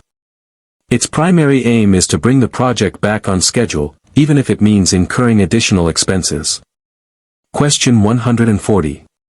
An Agile team is experiencing a high amount of scope creep within sprints, with the product owner frequently adding new items or changing existing ones after sprint planning. This leads to frustration and incomplete work. What is the most appropriate Agile approach to address this? A. The team should refuse to accept any new changes once the sprint starts. B. The Scrum Master should coach the product owner on the importance of sprint goal commitment. C. The product owner should prioritize all new requests in the product backlog for future sprints. D. All of the above, as a collaborative effort. Answer: D. All of the above, as a collaborative effort. Addressing scope creep within sprints requires a multifaceted, collaborative approach rooted in Agile principles. The team should protect its sprint commitment by pushing back on new mid-sprint additions, unless truly critical. The Scrum Master needs to coach the product owner on respecting the sprint goal and the stability of the sprint backlog. Simultaneously, the product owner must diligently add and prioritize all new requests in the product backlog, making it clear they will be considered for future sprints. For example, the team might remind the product owner, adding this now compromises our sprint goal, let's put it on the backlog for next sprint. This combined effort reinforces Agile discipline. Question 141. A project manager is leading a very large, multi-year project with multiple sequential phases. Each phase has distinct deliverables and requires formal sign-off before proceeding to the next. The overall scope is well defined up front. Which project life cycle would be most suitable for this project? A. Iterative. B. Adaptive, Agile. C. Predictive, Waterfall. D. Incremental. Answer: C. Predictive, Waterfall. A predictive, waterfall, life cycle is most suitable for projects with a very large, multi-year duration, multiple sequential phases, distinct deliverables requiring formal sign-off between phases, and a well-defined scope up front. This approach emphasizes upfront planning and executing in a linear fashion, with each phase generally completed before the next begins. For example, a large infrastructure project like building a bridge often follows a predictive approach due to its fixed requirements and sequential nature. It provides strong control and predictability when requirements are stable. Question 142. A project manager is conducting a project review and notices that team morale is low. Team members express feeling overworked and unappreciated, despite consistent delivery of project objectives. What immediate action should the project manager take? A. Increase workload to ensure project completion. B. Implement a formal performance review process. C. Schedule a team-building event focused on recognition and appreciation. D. Document the morale issue in the risk register. Answer: C. Schedule a team-building event focused on recognition and appreciation. When team morale is low due to feeling overworked and unappreciated, an immediate action should be to address these feelings directly. Scheduling a team-building event specifically focused on recognition and appreciation can help acknowledge their hard work and boost morale. For example, a lunch or an informal gathering where team members can highlight each other's contributions can significantly improve team spirit. This human-centric approach fosters a positive work environment and prevents burnout. Question 143. An Agile team has been delivering increments every 2 weeks. The product owner feels that stakeholders are not getting enough time to review the increments and provide feedback, leading to less impactful sprint reviews. What adjustment to the Agile framework would address this? A. Increase the frequency of daily stand-ups. B. Extend the sprint length to allow for more review time. C. Reduce the number of user stories per sprint. D. Increase the size of the development team. Answer: B. Extend the sprint length to allow for more review time. If stakeholders are not getting enough time to review increments and provide feedback, and sprint reviews are therefore less impactful, extending the sprint length is a direct way to address this. A longer sprint provides more time not only for development but also for preparation for the review and for stakeholders to engage with the increment before the review itself. For example, moving from a 2-week to a 3-week sprint might provide the necessary buffer. This ensures better feedback loops and more effective sprint reviews. Question 144. A project manager discovers that a key external stakeholder, who has high influence but low interest in the project, has developed a negative perception of the project's progress due to infrequent and overly technical updates. What stakeholder engagement strategy should the project manager adopt? A. Engage closely by involving them in daily project decisions. B. Keep them satisfied by providing high-level, business-focused updates regularly. C. Monitor their engagement closely and address concerns only if they become an issue. D. Ignore their perception, as their interest is low. Answer: B. Keep them satisfied by providing high-level, business-focused updates regularly. For a stakeholder with high influence but low interest, the optimal strategy is to keep satisfied. This means providing them with tailored information that is high-level, business-focused, and communicated regularly but efficiently, without overwhelming them with technical details. For example, a monthly executive summary dashboard, rather than detailed technical reports, would keep them informed and their expectations managed without demanding too much of their time. This ensures their continued support while respecting their limited interest. Question 145. A project manager is developing a project plan. The project involves a high degree of technological innovation, and there is significant uncertainty about the exact requirements and technical solutions. The sponsor emphasizes the need for flexibility and early delivery of value. Which approach to requirements gathering is most suitable for this type of project? A. Detailed upfront requirements specification. B. Incremental requirements elaboration with frequent feedback loops. C. Focus on functional requirements only, deferring non-functional ones. D. Outsourcing requirements gathering to a specialized firm. Answer: B. Incremental requirements elaboration with frequent feedback loops. For projects with high technological innovation and uncertainty about exact requirements, an incremental approach to requirements elaboration with frequent feedback loops is most suitable. This aligns with Agile principles, where requirements are progressively elaborated over time, allowing for adaptation based on learning and feedback from working increments. For example, instead of a single, large requirements document, the team might define high-level requirements initially and then progressively add detail to user stories sprint by sprint based on user feedback. This approach maximizes flexibility and ensures value delivery. Question 146. A software development team using Scrum reports during the daily Scrum that they have completed all their committed user stories, even though it's only the middle of the sprint. What should the Scrum Master do first? A. Tell the team to start working on items from the next sprint. B. Ask the product owner to provide more stories to the team immediately. C. Coach the team to pull the next highest priority items from the product backlog, provided they can still meet the sprint goal. D. Inform the sponsor that the project is ahead of schedule.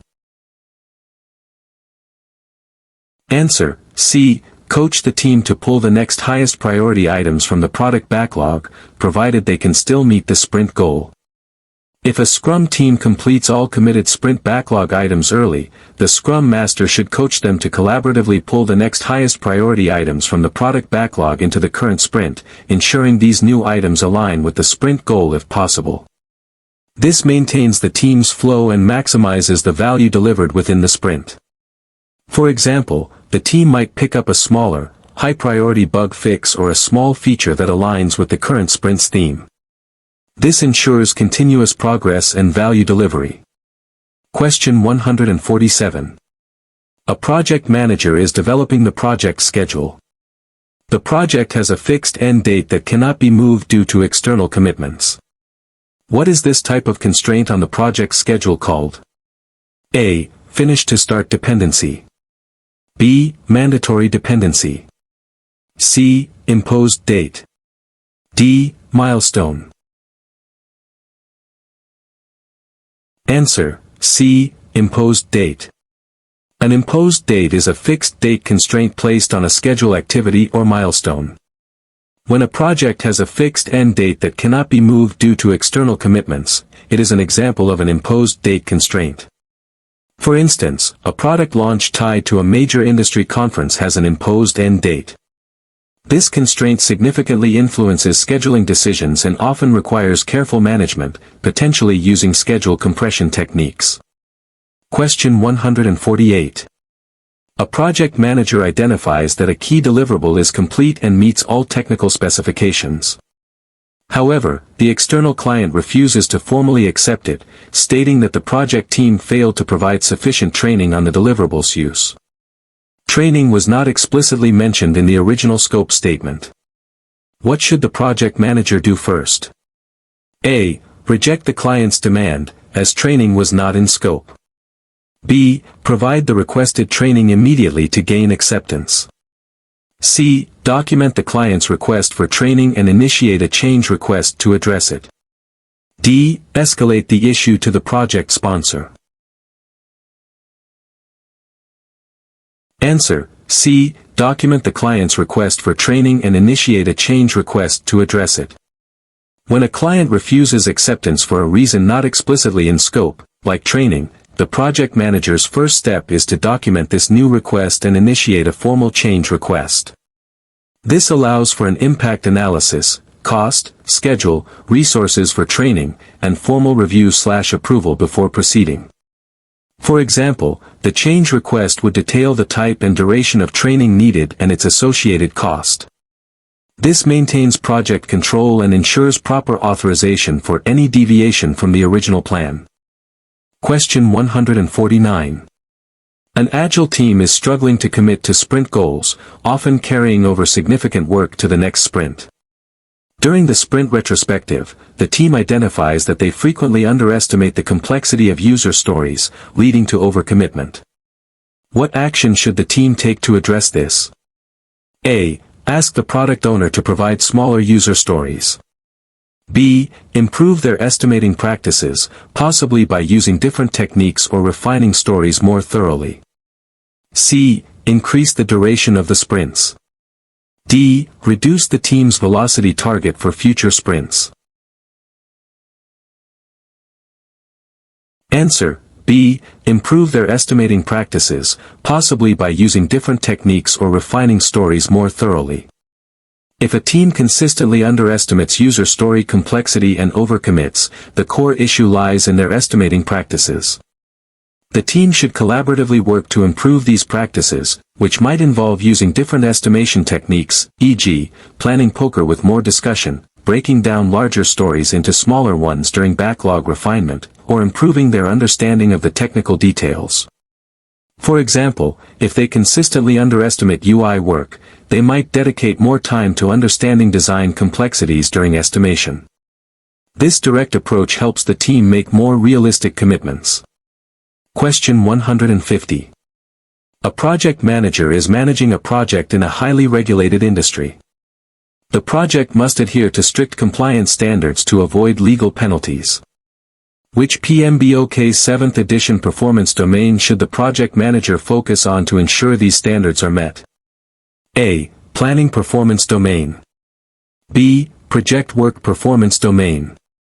C. Measurement performance domain. D. Business environment performance domain. Answer: D. Business environment performance domain. The business environment performance domain focuses on aspects of the project that exist outside the project itself but within the organizational or larger ecosystem context that the project operates in. This includes regulatory compliance, legal requirements, and industry standards. For projects in highly regulated industries, understanding and adhering to these external constraints is paramount. For example, ensuring compliance with data privacy laws, like GDPR, is a key aspect of managing the business environment. This domain ensures the project operates within the external factors that influence it. Question 151. A predictive project is nearing its final testing phase. The project manager identifies a potential risk that the external testing vendor, who is critical for project completion, might face a labor strike, causing significant delays. What is the most proactive and effective risk response strategy for this situation? A. Accept the risk and prepare a contingency reserve for potential delays. B. Avoid the risk by canceling the contract with the current vendor and finding a new one. C. Transfer the risk by requiring the vendor to have strike insurance. D. Mitigate the risk by negotiating a no-strike clause with the vendor and developing an internal testing backup plan.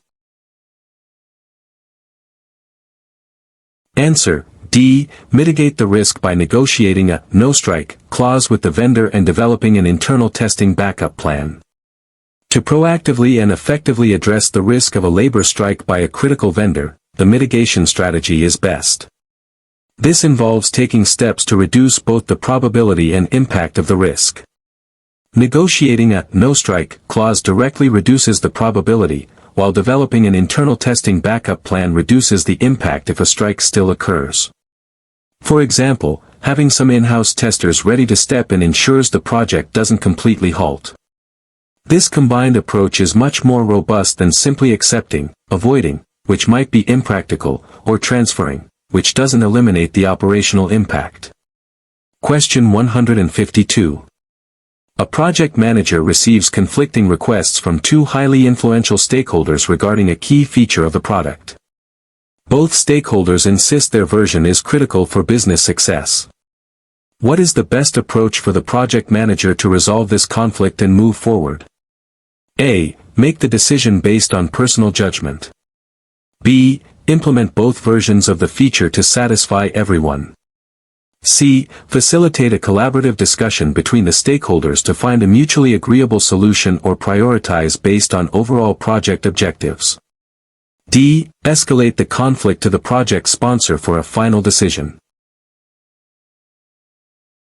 Answer: C. Facilitate a collaborative discussion between the stakeholders to find a mutually agreeable solution or prioritize based on overall project objectives. When faced with conflicting requests from highly influential stakeholders, the project manager's best approach is to facilitate a collaborative discussion. This encourages problem-solving and aims for a win-win solution, or at least a consensus-driven prioritization based on overall project objectives and strategic alignment. For example, the project manager might present the business case for each version, allowing the stakeholders to see the broader impact and find common ground. This fosters better relationships and more sustainable decisions than imposing a solution or immediate escalation. Question 153. An Agile team is consistently struggling with technical issues and bugs being reported late in the sprint, often after they believed the work was done. This leads to rework and prevents them from truly completing items within the sprint. What is the most likely cause of this issue? A. Inadequate sprint planning. B. Lack of comprehensive testing within the definition of done. C. Too much emphasis on speed over quality. D. External impediments not being removed by the Scrum Master. Answer: B. Lack of comprehensive testing within the definition of done.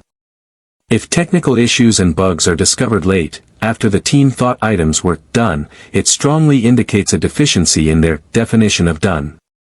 A robust definition of done should include all activities necessary to bring a user story to a truly releasable state, including various levels of testing, e.g., unit, integration, system, user acceptance. For example, if all test cases passed, or code reviewed by another developer, is missing from the DoD, bugs are likely to slip through. Strengthening the DoD ensures quality is built in. Question 154. A project manager is leading a global project with team members from different cultural backgrounds. During meetings, some team members are hesitant to voice dissenting opinions, leading to a lack of critical feedback and potential groupthink. What leadership approach should the project manager adopt to encourage open communication and diverse perspectives? A. Authoritative leadership, demanding direct feedback. B. Laissez-faire leadership, allowing the team to self-organize without interference. C. Servant leadership, fostering psychological safety and inclusivity. D. Transactional leadership, offering rewards for speaking up. Answer: C. Servant leadership, fostering psychological safety and inclusivity. To encourage open communication and diverse perspectives, especially in a culturally diverse team where some members might be hesitant to voice dissent, the project manager should adopt a servant leadership approach. This involves creating a psychologically safe environment where team members feel comfortable sharing ideas, challenging assumptions, and providing honest feedback without fear of retribution. For example, actively inviting quieter members to speak, ensuring equal airtime, and demonstrating respect for all opinions builds trust and inclusivity. This approach empowers the team to leverage its full potential. Question 155. A project manager needs to estimate the cost of a new project using expert judgment and historical data from similar past projects. This estimating technique is typically less accurate in the early stages but provides a quick, high-level estimate. What is this estimating technique called? A. Bottom-up estimating.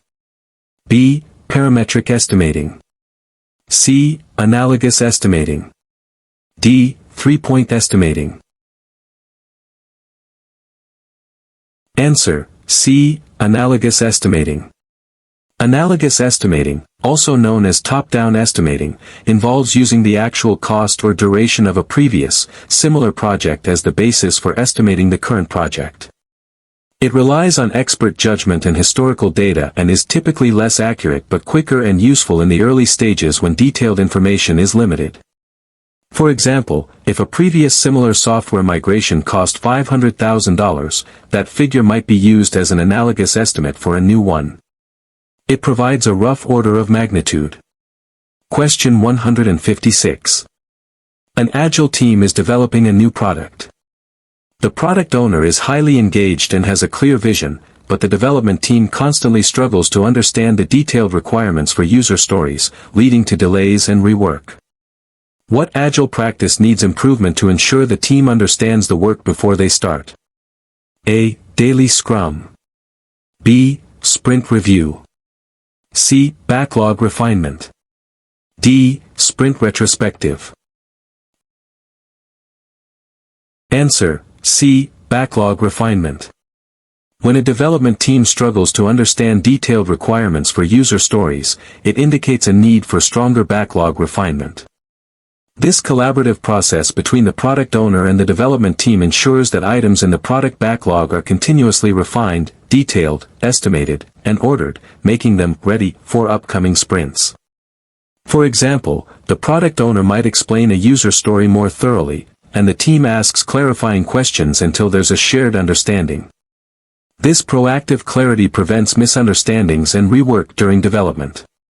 Question 157. A project manager is managing a complex IT project. During the execution phase, a new security vulnerability is discovered in a third-party component that is critical to the project. This vulnerability was not identified in the initial risk assessment and poses a significant threat to the project's success. What should the project manager do first? A. Immediately inform the project sponsor about the new vulnerability. B. Update the risk register with the newly identified risk. C. Engage the technical team to assess the impact and identify potential solutions. D. Issue a change request to delay the project and allocate funds for a new component. Answer: C. Engage the technical team to assess the impact and identify potential solutions. When a critical, unforeseen security vulnerability is discovered, the immediate priority is to understand its nature and potential impact, and to identify feasible solutions. Engaging the technical team is crucial for this initial assessment. For example, the security experts can determine the severity of the vulnerability and propose immediate containment or long-term remediation strategies. This technical assessment forms the basis for subsequent actions, such as updating the risk register, escalating, or issuing a change request. Question 158. A project manager needs to ensure that the quality standards and metrics for the project deliverables are clearly defined. Which document specifies how quality will be assured and controlled throughout the project? A. Project Management Plan. B. Scope Management Plan. C. Quality Management Plan. D. Requirements Documentation. Answer: C. Quality Management Plan. The Quality Management Plan is the component of the project management plan that defines how the project will implement the organization's quality policy. It outlines the quality standards applicable to the project, the quality objectives, the metrics that will be used to measure quality, and the processes for quality assurance and control. For example, it would specify the acceptable defect rate for software or the required testing protocols for a physical product. This plan is essential for ensuring that deliverables meet expected quality levels. Question 159. An Agile team is consistently delivering working software at the end of each sprint. However, the stakeholders are frequently surprised by the features delivered and feel their expectations are not being met. What Agile event or artifact should be improved to better manage stakeholder expectations? A. Daily Scrum. B. Sprint Review. C. Sprint Retrospective. D. Product Backlog. Answer: B. Sprint Review. The Sprint Review is the key Agile event specifically designed to inspect the product increment and adapt the product backlog if needed, providing a critical opportunity for stakeholders to see the working software and provide feedback. If stakeholders are surprised by delivered features, it indicates that the Sprint Review is not effectively managing their expectations or gathering timely feedback. The product owner and team should ensure the Sprint Review is a collaborative session where stakeholders actively engage with the increment and influence future work. For example, more active participation and clear communication during the review can prevent surprises. Question 160. A project manager is managing a highly innovative product development project where the market is rapidly changing. The project requires continuous feedback from end users to validate assumptions and adapt the product. Which project characteristic from PMBOK's 7th edition does this scenario best emphasize? A. Project management is context dependent. B. Value delivery. C. Uncertainty and ambiguity. D. Stakeholder engagement. Answer: B. Value delivery. In a rapidly changing market with an innovative product, the emphasis on continuous feedback from end users to validate assumptions and adapt the product directly highlights the value delivery performance domain. This domain focuses on the project's purpose to deliver business value and ensuring that the project activities contribute to maximizing that value. For example, if user feedback shows a feature isn't valuable, the team adapts to build something that is. It underscores that the project should always be striving to deliver tangible benefits to the organization and its customers. Question 161. A project manager has just been informed that a critical component needed for the project's next phase, which was to be supplied by an external vendor, is now severely delayed due to the vendor's internal production issues. This was not a risk identified in the risk register. What is the most appropriate first step for the project manager? A. Document the delay as an issue and assess its immediate impact on the schedule. B. Immediately contact the vendor to demand an expedited delivery. C. Inform the project sponsor about the inevitable project delay. D. Update the risk register with the new identified risk. Answer: A. Document the delay as an issue and assess its immediate impact on the schedule. When an unidentified risk materializes, i.e., known unknown or unknown unknown becomes a reality, it transitions from a potential risk to an actual issue. The first step for the project manager is to formally document this delay as an issue and immediately assess its impact on the project's schedule, cost, and scope. For example, determining exactly how many days the critical path will shift allows for an informed decision on subsequent actions. This establishes a factual basis for managing the problem. Question 162. A predictive project team is struggling to keep up with the volume of work. Team members are consistently working overtime, leading to high stress levels and decreased quality. What is the most appropriate action for the project manager to take? A. Implement stricter deadlines for individual tasks. B. Reevaluate the project's schedule and resource allocation for sustainability. C. Motivate the team with performance bonuses. D. Reduce communication frequency to allow more time for work. Answer: B. Reevaluate the project's schedule and resource allocation for sustainability. If a predictive project team is consistently working overtime, experiencing high stress, and decreasing quality, it indicates an unsustainable workload and/or inadequate resource allocation. The most appropriate action is for the project manager to reevaluate the project schedule and resource allocation to ensure they are sustainable. This might involve resequencing tasks, adjusting scope, or adding resources if the budget allows. For example, if tasks were underestimated, rescheduling or negotiating scope reduction could alleviate pressure. This aims to maintain a healthy pace and deliver quality work. Question 163. An Agile team recently had a very successful sprint, completing all committed stories and delivering high value. During the sprint retrospective, they want to capture what went well and ensure they can replicate it. What is the primary purpose of discussing what went well in a retrospective? A. To identify areas for improvement. B. To celebrate successes and reinforce positive practices. C. To justify the team's salary increases. D. To compare team performance with other teams. Answer: B. To celebrate successes and reinforce positive practices. While retrospectives are often associated with identifying areas for improvement, a crucial primary purpose of discussing what went well is to celebrate successes and reinforce positive practices. Recognizing what worked effectively helps the team understand their strengths, build morale, and intentionally replicate those successful behaviors and processes in future sprints.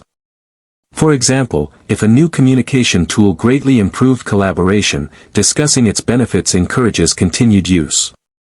This promotes continuous improvement not just by fixing problems, but by amplifying what already works. Question 164. A project manager is faced with a situation where project deliverables have consistently failed final quality inspections, leading to significant rework and delays.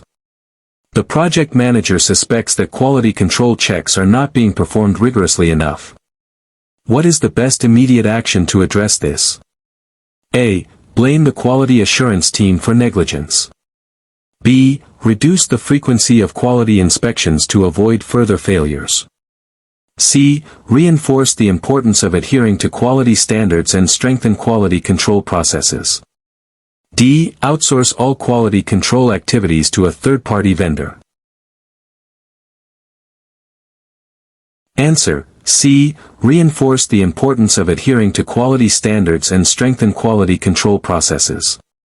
When deliverables consistently fail quality inspections, the best immediate action is to reinforce the importance of adhering to quality standards and strengthen the quality control processes themselves. This might involve reviewing existing procedures, providing additional training, or implementing more rigorous inspection points. For example, implementing a mandatory peer review process for all code before testing could improve quality. This proactive approach aims to improve quality at its source and prevent future failures. Question 165. A project manager is conducting a meeting with diverse stakeholders. One stakeholder is consistently dominating the conversation, preventing others from sharing their opinions and concerns. What facilitation technique should the project manager use to ensure all voices are heard? A. Let the dominant stakeholder continue to ensure all points are covered. B. Interrupt the dominant stakeholder and ask them to be quiet. C. Use a round-robin technique or structured polling to ensure everyone has a chance to speak. D. Focus only on written feedback to avoid verbal domination. Answer: C. Use a round-robin technique or structured polling to ensure everyone has a chance to speak. When a stakeholder dominates a meeting, preventing others from contributing, the project manager should use facilitation techniques to ensure inclusivity. A round-robin approach, where each person gets a turn to speak, or structured polling, where everyone votes or writes down ideas, can effectively ensure all voices are heard and contributions are gathered. For example, saying, "Let's go around the table and hear one idea from everyone," can manage a dominant voice. This approach promotes balanced participation and more comprehensive input. Question 166. A project manager has just completed the process of creating the work breakdown structure, WBS. What is the next logical step in the project planning process, building directly upon the WBS? A. Develop project charter. B. Define activities. C. Estimate activity durations. D. Sequence activities. Answer: B. Define activities. Once the work breakdown structure, WBS, has decomposed the project scope into manageable work packages, the next logical step in the planning process is to define activities. This involves identifying the specific schedule activities that need to be performed to produce the various work package deliverables. For example, a WBS work package, install foundation, would then be broken down into specific activities like excavate trench, lay rebar, and pour concrete. This provides the detailed tasks needed for scheduling and estimation. Question 167. An Agile team is struggling with frequent, minor technical issues that cumulatively impact their velocity and morale. These issues are often overlooked as small things during daily work. What Agile practice or event should specifically focus on identifying and addressing these recurring nuisances? A. Sprint planning. B. Sprint review. C. Daily Scrum. D. Sprint retrospective. Answer: D. Sprint retrospective. The Sprint retrospective is the dedicated Agile event for the team to inspect itself and create a plan for improvements to be enacted during the next sprint. It's the ideal forum for identifying recurring minor technical issues or nuisances that cumulatively impact the team, as it focuses on process, tools, and interactions. For example, if a specific build script consistently fails, the team discusses it in the retrospective and commits to fixing it. This focus on continuous improvement makes the retrospective the right place for such discussions. Question 168. A project manager is leading a project where the team is frequently interrupted by requests for new features directly from various functional managers, bypassing the formal change control process. This leads to scope creep and delays. What is the most appropriate action for the project manager to take? A. Refuse all informal requests and strictly adhere to the original scope. B. Inform the functional managers that their requests will be added to the project backlog for consideration after the current scope is completed. C. Direct all functional managers to submit change requests formally through the established change control process. D. Incorporate the new features into the current project plan to maintain good stakeholder relations. Answer: C. Direct all functional managers to submit change requests formally through the established change control process. When functional managers bypass the formal change control process with direct requests, the project manager must assert control. The most appropriate action is to politely but firmly direct all functional managers to submit their change requests formally through the established change control process. This ensures that all proposed changes are properly documented, analyzed for their impact on scope, schedule, and cost, and then approved or rejected by the Change Control Board, CCB, or designated authority. For example, explaining the importance of the change process for project stability helps gain compliance. Question 169. A project manager is preparing to close a software development project. The software has been deployed to production and is fully operational. What is the most important administrative activity for the project manager to ensure is completed to properly close the project? A. Obtaining formal acceptance of the final product from the client. B. Releasing the development team to their next assignments. C. Updating the organizational process assets with lessons learned documentation. D. Finalizing all financial payments and closing procurement contracts. Answer: C. Updating the organizational process assets with lessons learned documentation.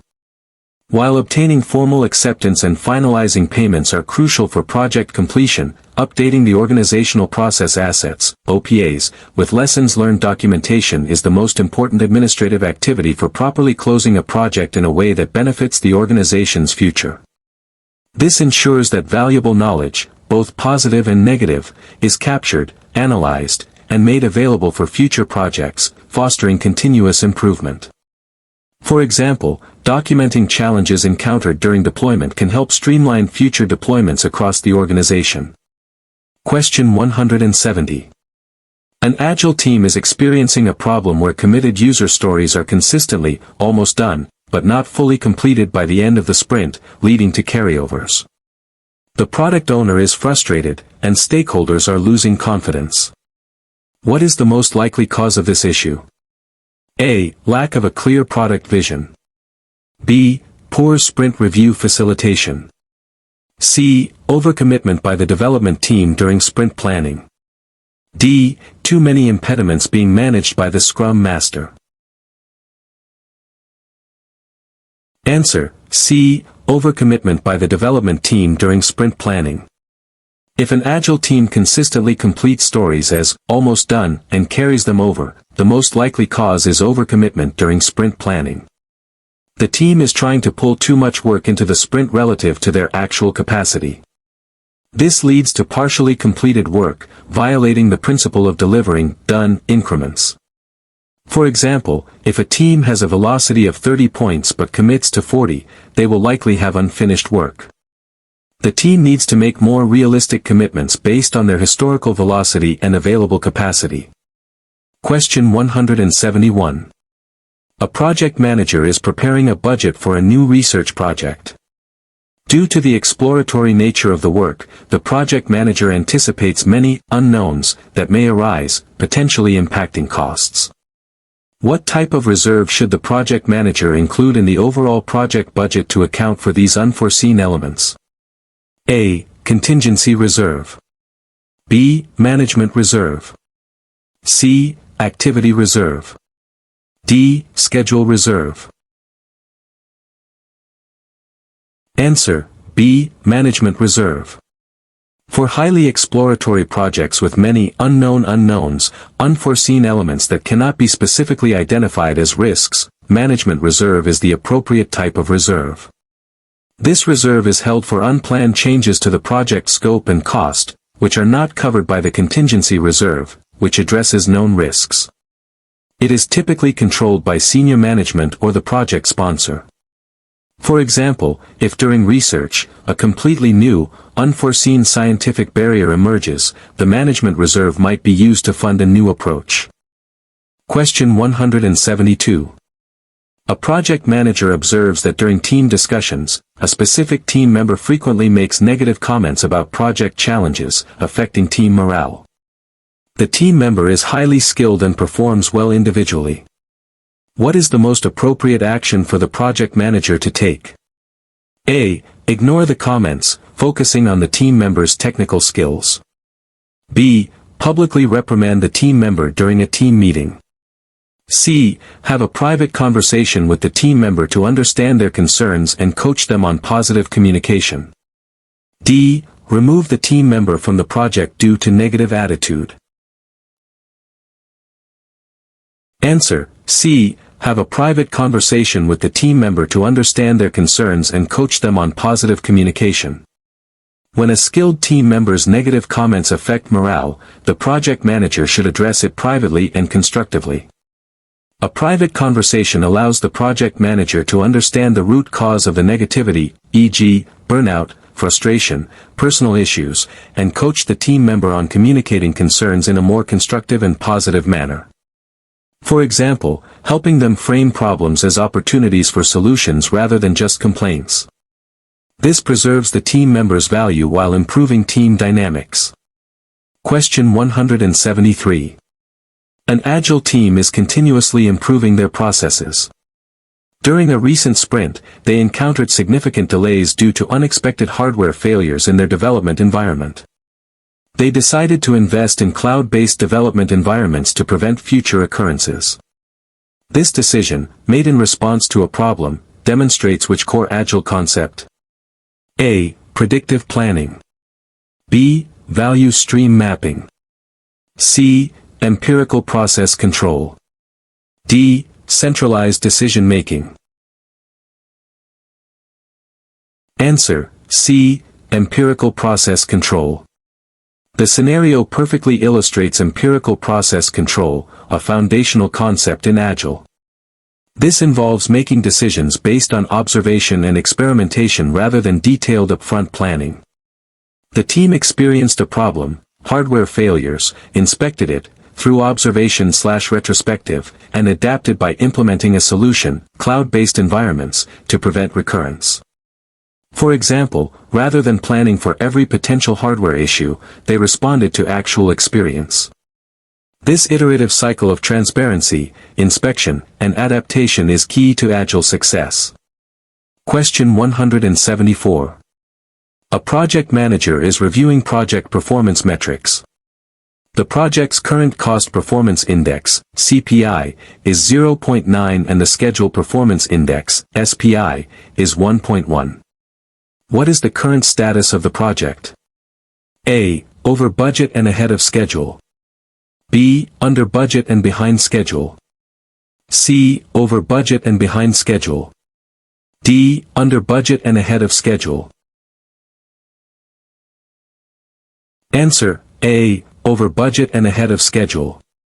In earned value management, a CPI less than 1, 0.9, indicates that the project is over budget, meaning it is getting less value for the money spent than planned. An SPI greater than 1, 1.1, indicates that the project is ahead of schedule, meaning it is progressing faster than planned. For example, if you've completed $1,100 worth of work but spent $1,222 to do it, you'd be ahead of schedule but over budget. These indices provide a clear snapshot of project health, highlighting areas needing attention. Question 175. A project manager has just completed the process of creating the project management plan, including all subsidiary plans. What is the next logical process group in the project life cycle that the project manager will primarily execute activities from?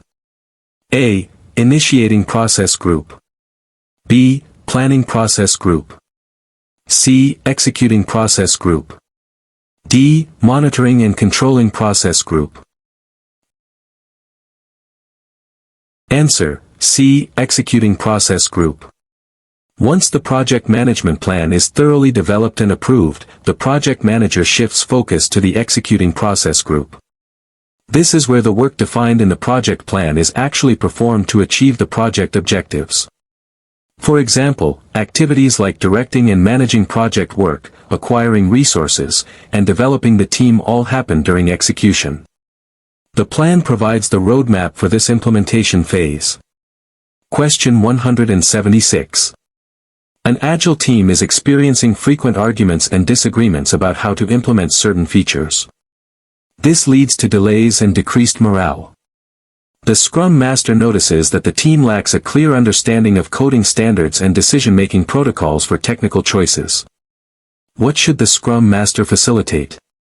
A. A stricter enforcement of individual task assignments. B. The development of team-agreed working agreements and coding standards. C. A daily stand-up meeting for more frequent check-ins. D. An escalation of all technical disagreements to the product owner. Answer B. The development of team-agreed working agreements and coding standards. When an Agile team is struggling with technical disagreements and implementation arguments, often due to a lack of clear standards or decision-making protocols, the Scrum Master should facilitate the development of team-agreed working agreements and coding standards. These explicit agreements provide clarity on how the team will operate, make technical decisions, and ensure consistency in their work. For example, establishing a rule that all architectural decisions require a team discussion and consensus, or defining specific code formatting guidelines can resolve many disputes. This fosters self-organization and minimizes conflict. Question 177. A project manager is leading a project that requires a specialized software license with annual renewal. The project budget includes the cost for the first year, but the project is expected to continue for 3 more years, requiring future renewals. What type of cost is the project manager budgeting for when considering these annual renewals? A. Fixed cost. B. Variable cost. C. Direct cost. D. Indirect cost. Answer A. Fixed cost. A software license with an annual renewal fee, regardless of how much it's used within that year, is considered a fixed cost. Fixed costs are those that remain constant, regardless of the volume of work or production, over a specific period. While it's paid annually, for the purpose of budgeting that year's operation, it's a fixed expense that does not change with activity level. For example, rent for office space or annual insurance premiums are also fixed costs. Question 178. A project manager identifies that a key project stakeholder, who holds significant power, is resistant to the project due to concerns about job displacement once the project is complete. This stakeholder's resistance could jeopardize project success. What is the best stakeholder engagement strategy for the project manager? A. Ignore their concerns, as the project's strategic benefits outweigh individual interests. B. Isolate the stakeholder to prevent their negative influence on others. C. Engage them proactively to understand their concerns, provide solutions or training, and involve them in positive aspects of the transition. D. Immediately report their resistance to the project sponsor for intervention. Answer C. Engage them proactively to understand their concerns, provide solutions or training, and involve them in positive aspects of the transition.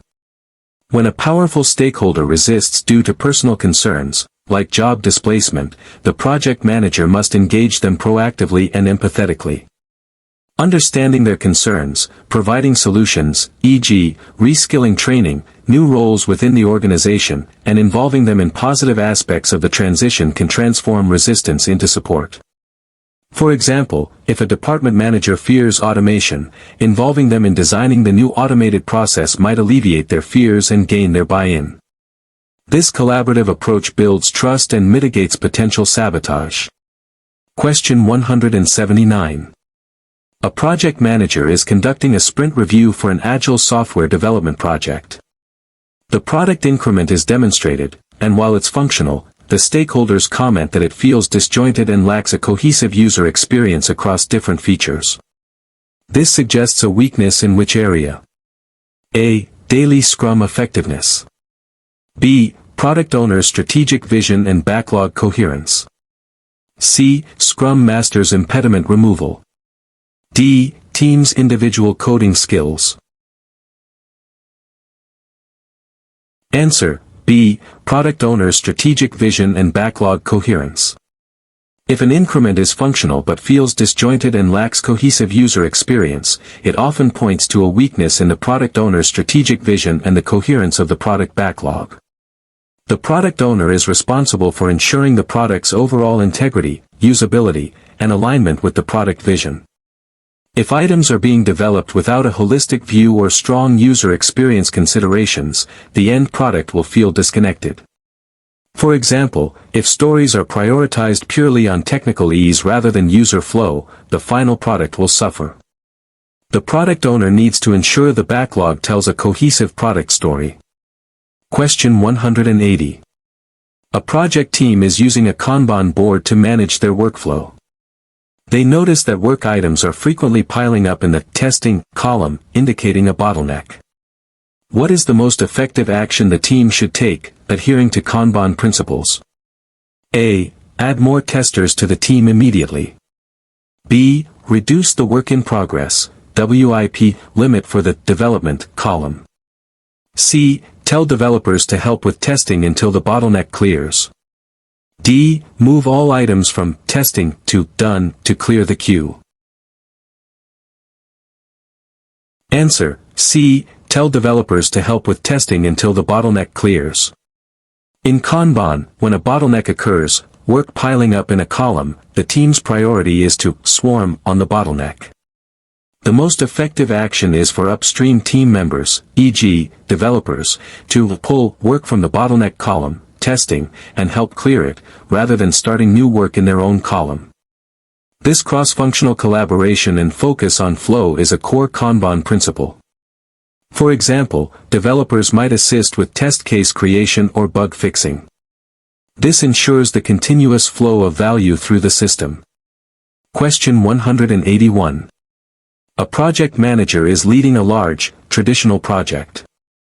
The project is currently experiencing significant scope changes being requested by stakeholders, but these changes are not going through the formal change control process. This is causing confusion and rework. What is the most crucial action for the project manager to take to maintain control? A. Reject all new change requests immediately. B. Accelerate the project schedule to deliver sooner. C. Enforce the established change control process and require all changes to go through it. D. Increase the project budget to accommodate all changes. Answer: C. Enforce the established change control process and require all changes to go through it. When facing significant, undocumented scope changes, the project manager's most crucial action is to enforce the established change control process. This means requiring all proposed changes to be formally documented, analyzed for impact, on schedule, cost, quality, resources, and then reviewed and approved or rejected by the Change Control Board, CCB, or designated authority.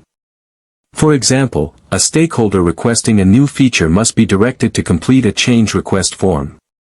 This brings order and discipline back to scope management and prevents uncontrolled scope creep. Question 182. A project manager has just completed the detailed planning for the entire project, creating a comprehensive project management plan. The next major activities involve bringing the project team on board and starting the actual work of creating deliverables. Which knowledge area is most involved in these upcoming activities? A. Project scope management. B. Project risk management. C. Project resource management. D. Project integration management. Answer: C. Project resource management. After detailed planning, the next major activities of bringing the project team on board and starting the actual work heavily involve project resource management. This knowledge area encompasses the processes to identify, acquire, manage, and release the resources needed for the successful completion of the project. For example, acquiring the project team, developing the team's skills, and managing their performance are key activities. This is crucial for executing the planned work effectively. Question 183. An Agile team recently completed their sprint. During the sprint review, it becomes clear that while the delivered features are functional, they do not fully meet the underlying business needs. The stakeholders are disappointed with the actual value delivered. Which Agile role is primarily accountable for this outcome? A. The Scrum Master. B. The development team. C. The product owner. D. The project sponsor. Answer: C. The product owner. The product owner is primarily accountable for maximizing the value of the product resulting from the work of the development team. If delivered features are functional but don't meet underlying business needs or stakeholder expectations for value, it points to a deficiency in the product owner's ability to define, prioritize, and articulate the product backlog effectively. For example, if the product owner hasn't accurately captured user needs or prioritized items with the highest business value, the delivered increment will fall short. Question 184. A project manager is leading a project that requires a critical new technology to be developed internally. There is a high risk that the technology development will fail, making the entire project unfeasible. The project manager decides to invest in developing two parallel, distinct technological solutions for this critical component, even though it significantly increases initial costs. What risk response strategy is this? A. Avoid. B. Transfer. C. Mitigate. D. Exploit. Answer: C. Mitigate. Investing in developing two parallel, distinct technological solutions for a critical component where there's a high risk of failure is a classic example of the mitigation risk response strategy.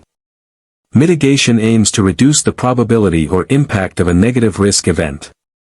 By having two alternative paths, the project manager is actively reducing the impact of one solution failing, thereby lessening the overall risk to the project's feasibility. For example, if developing a unique material is risky, simultaneously researching an alternative material ensures a fallback. Question 185. A project manager is reviewing the project's earned value metrics. The project's budget at completion, BAC, is $1 million. The earned value, EV, is $400,000 and the actual cost, AC, is $500,000. What does this indicate about the project's current cost performance? A. The project is under budget. B. The project is over budget. C. The project is exactly on budget. D. The project's budget performance cannot be determined. Answer: B. The project is over budget. To determine the project's current cost performance, you compare the earned value, EV, to the actual cost, AC. If AC, $500,000, is greater than EV, $400,000, it indicates that the project has spent more than the value of the work actually completed, meaning it is currently over budget. The budget at completion, BAC, is the total planned budget and is used for overall project forecasting, but not for immediate status. This gap signals a need for corrective action to control costs. Question 186.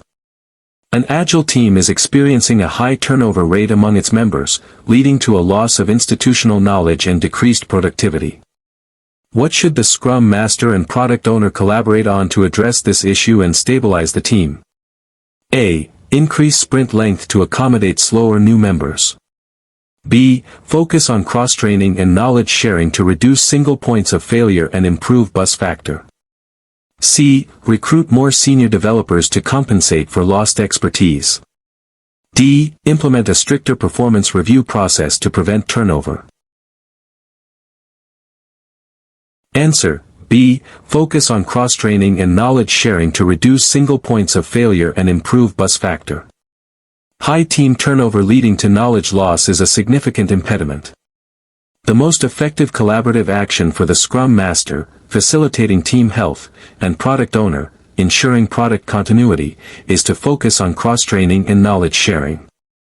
This reduces single points of failure, improves the bus factor, how many people can leave before the project is severely impacted, and builds redundancy within the team. For example, implementing pair programming or internal knowledge sharing sessions can distribute critical information. This strengthens the team's resilience and capacity. Question 187. A project manager is presented with a potential project by a senior executive. The executive has a clear vision but no formal project documentation exists, nor is a project manager officially assigned. What is the first step a project manager should take in this situation? A. Start assembling a project team. B. Begin gathering detailed requirements. C. Facilitate the creation of a project charter. D. Develop a preliminary project schedule. Answer: C. Facilitate the creation of a project charter. When a project is initiated by a senior executive without formal documentation or a formally assigned project manager, the very first and most crucial step is to facilitate the creation of a project charter. The project charter formally authorizes the project, defines its high-level objectives, scope, and identifies key stakeholders, and formally assigns the project manager with the authority to apply organizational resources.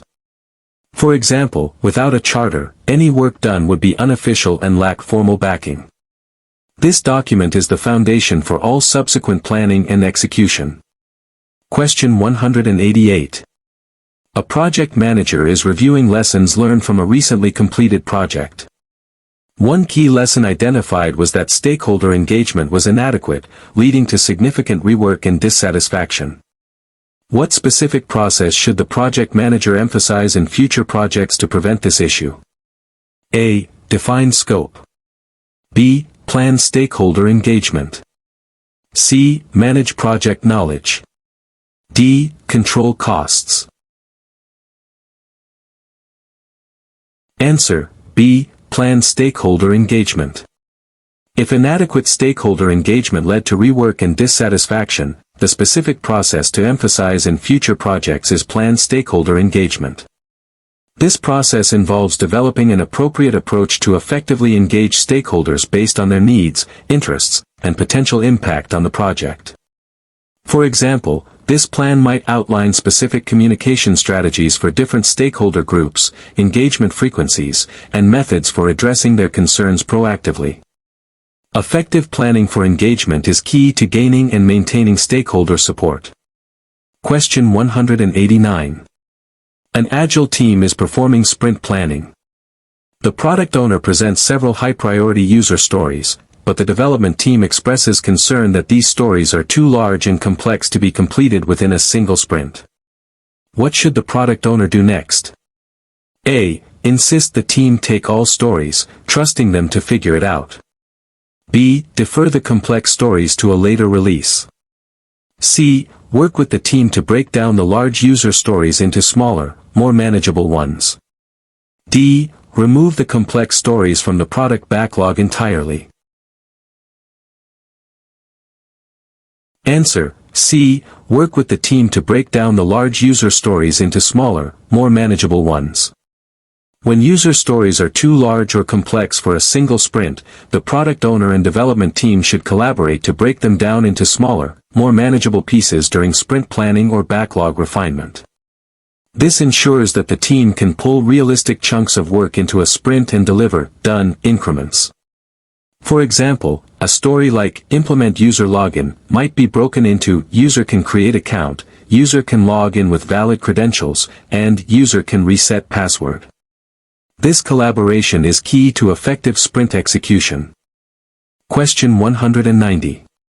A project manager has identified a risk that a critical project resource might leave the company before the project's completion. This risk has a high probability and high impact.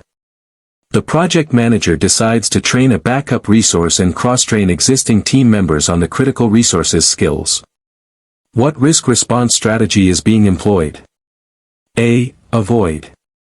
B. Transfer. C. Mitigate. D. Accept. Answer: C. Mitigate. Training a backup resource and cross-training existing team members to cover the skills of a critical resource who might leave is an example of the mitigation risk response strategy. Mitigation involves taking proactive steps to reduce the probability or impact of a negative risk event. By building redundancy and spreading knowledge, the project manager is actively lessening the potential impact if the critical resource departs. For example, if a senior developer might leave, having a junior developer shadowed by them reduces the impact of their departure. Question 191. A project manager is leading a project that is consistently exceeding its planned budget. Upon investigation, it is found that the project team is using more expensive materials than originally budgeted, without formal approval. What is the most appropriate action for the project manager to take? A. Re-estimate the remaining budget based on current spending. B. Instruct the team to immediately revert to the originally specified, less expensive materials. C. Document the variance and submit a change request for budget reallocation. D. Perform a root cause analysis to understand why more expensive materials are being used and enforce compliance. Answer: D. Perform a root cause analysis to understand why more expensive materials are being used and enforce compliance. When a project consistently exceeds budget due to unauthorized use of more expensive materials, the most appropriate action is to first perform a root cause analysis to understand why this deviation is occurring. This might reveal issues like material unavailability, design changes, or lack of awareness of cost constraints. Following this, the project manager must enforce compliance with the project management plan, ensuring the team reverts to the specified materials or follows a formal change process if a different material is truly justified. For example, if cheaper materials are unavailable, a change request might be appropriate; otherwise, compliance is key. Question 192.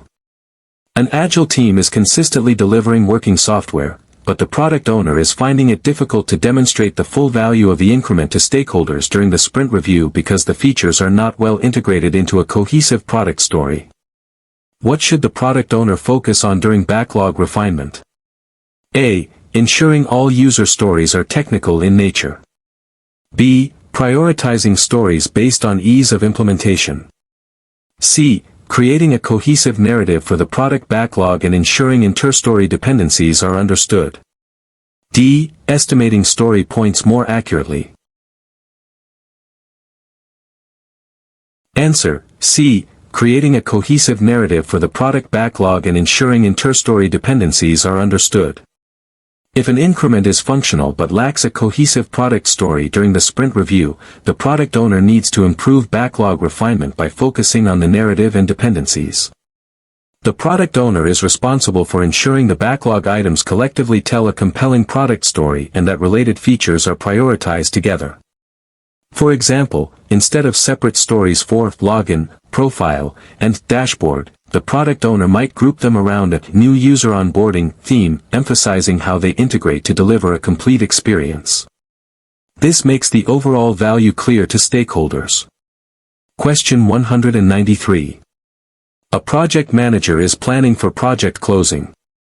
What is a key purpose of documenting lessons learned at the end of a project? A. To identify team members for future projects. B. To assign blame for project failures. C. To improve future projects and organizational processes. D. To justify the project's final budget. Answer: C. To improve future projects and organizational processes. The primary purpose of documenting lessons learned at the end of a project is to contribute to organizational process assets, thereby improving future projects and the organization's overall processes. It involves capturing knowledge about what went well, what could have gone better, and recommendations for future endeavors. For example, documenting an effective risk mitigation strategy from one project can inform risk planning for the next. This fosters a culture of continuous learning and improvement. Question 194. A project manager is leading a software development project where the client has expressed a strong preference for seeing working functionality early and frequently, even if initial features are minimal. The client also anticipates that requirements will evolve throughout the project. Which life cycle approach aligns best with the client's preferences? A. Predictive, waterfall. B. Incremental. C. Adaptive, agile. D. Iterative. Answer: C. Adaptive, agile. When a client strongly prefers seeing working functionality early and frequently, and anticipates evolving requirements, an adaptive, agile life cycle is the best fit. Agile methodologies prioritize iterative and incremental delivery, customer collaboration, and responsiveness to change. For example, Scrum delivers working increments every few weeks, allowing for continuous feedback and adaptation of requirements. This ensures the product remains relevant to the client's evolving needs and maximizes value delivery. Question 195. A project manager is managing a project with a critical vendor. The vendor is consistently late on deliverables and unresponsive to communications, jeopardizing the project schedule. What is the most appropriate immediate action for the project manager to take? A. Terminate the vendor's contract immediately. B. Document all delays and communication attempts, then schedule a formal meeting with the vendor's senior management. C. Start looking for a new vendor to replace the current one. D. Inform the project sponsor about the vendor's poor performance. Answer: B. Document all delays and communication attempts, then schedule a formal meeting with the vendor's senior management. When a critical vendor consistently underperforms, the most appropriate immediate action is to document all issues, delays, unresponsiveness, and then schedule a formal meeting with the vendor's senior management. This provides a structured opportunity to present the documented evidence, express concerns, and collaboratively seek a resolution plan, leveraging the contract terms if necessary. For example, preparing a log of missed deadlines and unreturned calls strengthens the position in the meeting.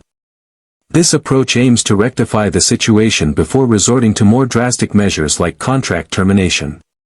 Question 196. An Agile team is performing sprint planning. The product owner asks the team to commit to an unusually large number of user stories for the upcoming sprint, significantly more than their historical velocity. The development team expresses concerns about overcommitment. What is the best Agile principle for the Scrum Master to emphasize in this situation? A. Customer collaboration over contract negotiation. B. Sustainable pace. C. Responding to change over following a plan. D. Individuals and interactions over processes and tools. Answer: B. Sustainable pace. If a product owner asks a team to overcommit, the Scrum Master should emphasize the principle of sustainable pace. Agile teams strive to maintain a consistent, sustainable pace of work indefinitely, avoiding burnout and ensuring high-quality delivery over the long term. Committing to an unrealistic workload leads to exhaustion, reduced quality, and ultimately, lower throughput. For example, reminding the team and product owner that we want to be just as productive in 6 months as we are today reinforces this principle. A sustainable pace ensures consistent delivery and team well-being. Question 197. A project manager is determining the best way to execute a project involving a very experienced, self-managing team. The project has a clear goal, but the specific technical implementation details are best left to the team to discover as they go.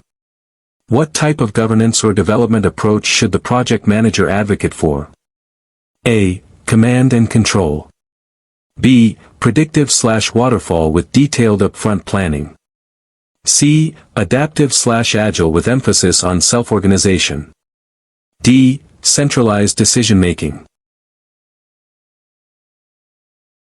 Answer: C. Adaptive/agile with emphasis on self-organization.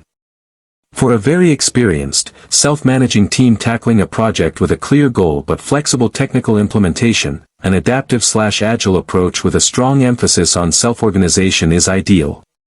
Agile methodologies empower teams to determine the best way to accomplish their work, adapting as they learn and discover solutions. For example, a Scrum team would collectively decide how to implement user stories. This leverages the team's expertise and fosters innovation within a defined framework. Question 198. A project manager is implementing an earned value management system for a new project. The project team is struggling to consistently track their actual costs and progress against the baseline, leading to unreliable performance reports.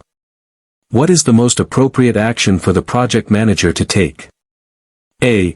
Discontinue earned value management, as it is too complex for the team. B. Provide training and coaching to the team on proper time and cost tracking procedures. C. Outsource earned value reporting to a specialist. D. Simply rely on subjective progress updates from team leads. Answer: B. Provide training and coaching to the team on proper time and cost tracking procedures. If a project team struggles with consistently tracking actual costs and progress for earned value management, the most appropriate action is to provide targeted training and coaching. This addresses the root cause by equipping the team with the necessary knowledge and skills to perform the required tracking accurately. For example, a session on how to properly log hours against tasks or how to report completion percentages can significantly improve data reliability. This investment in the team's capabilities ensures the integrity of performance metrics.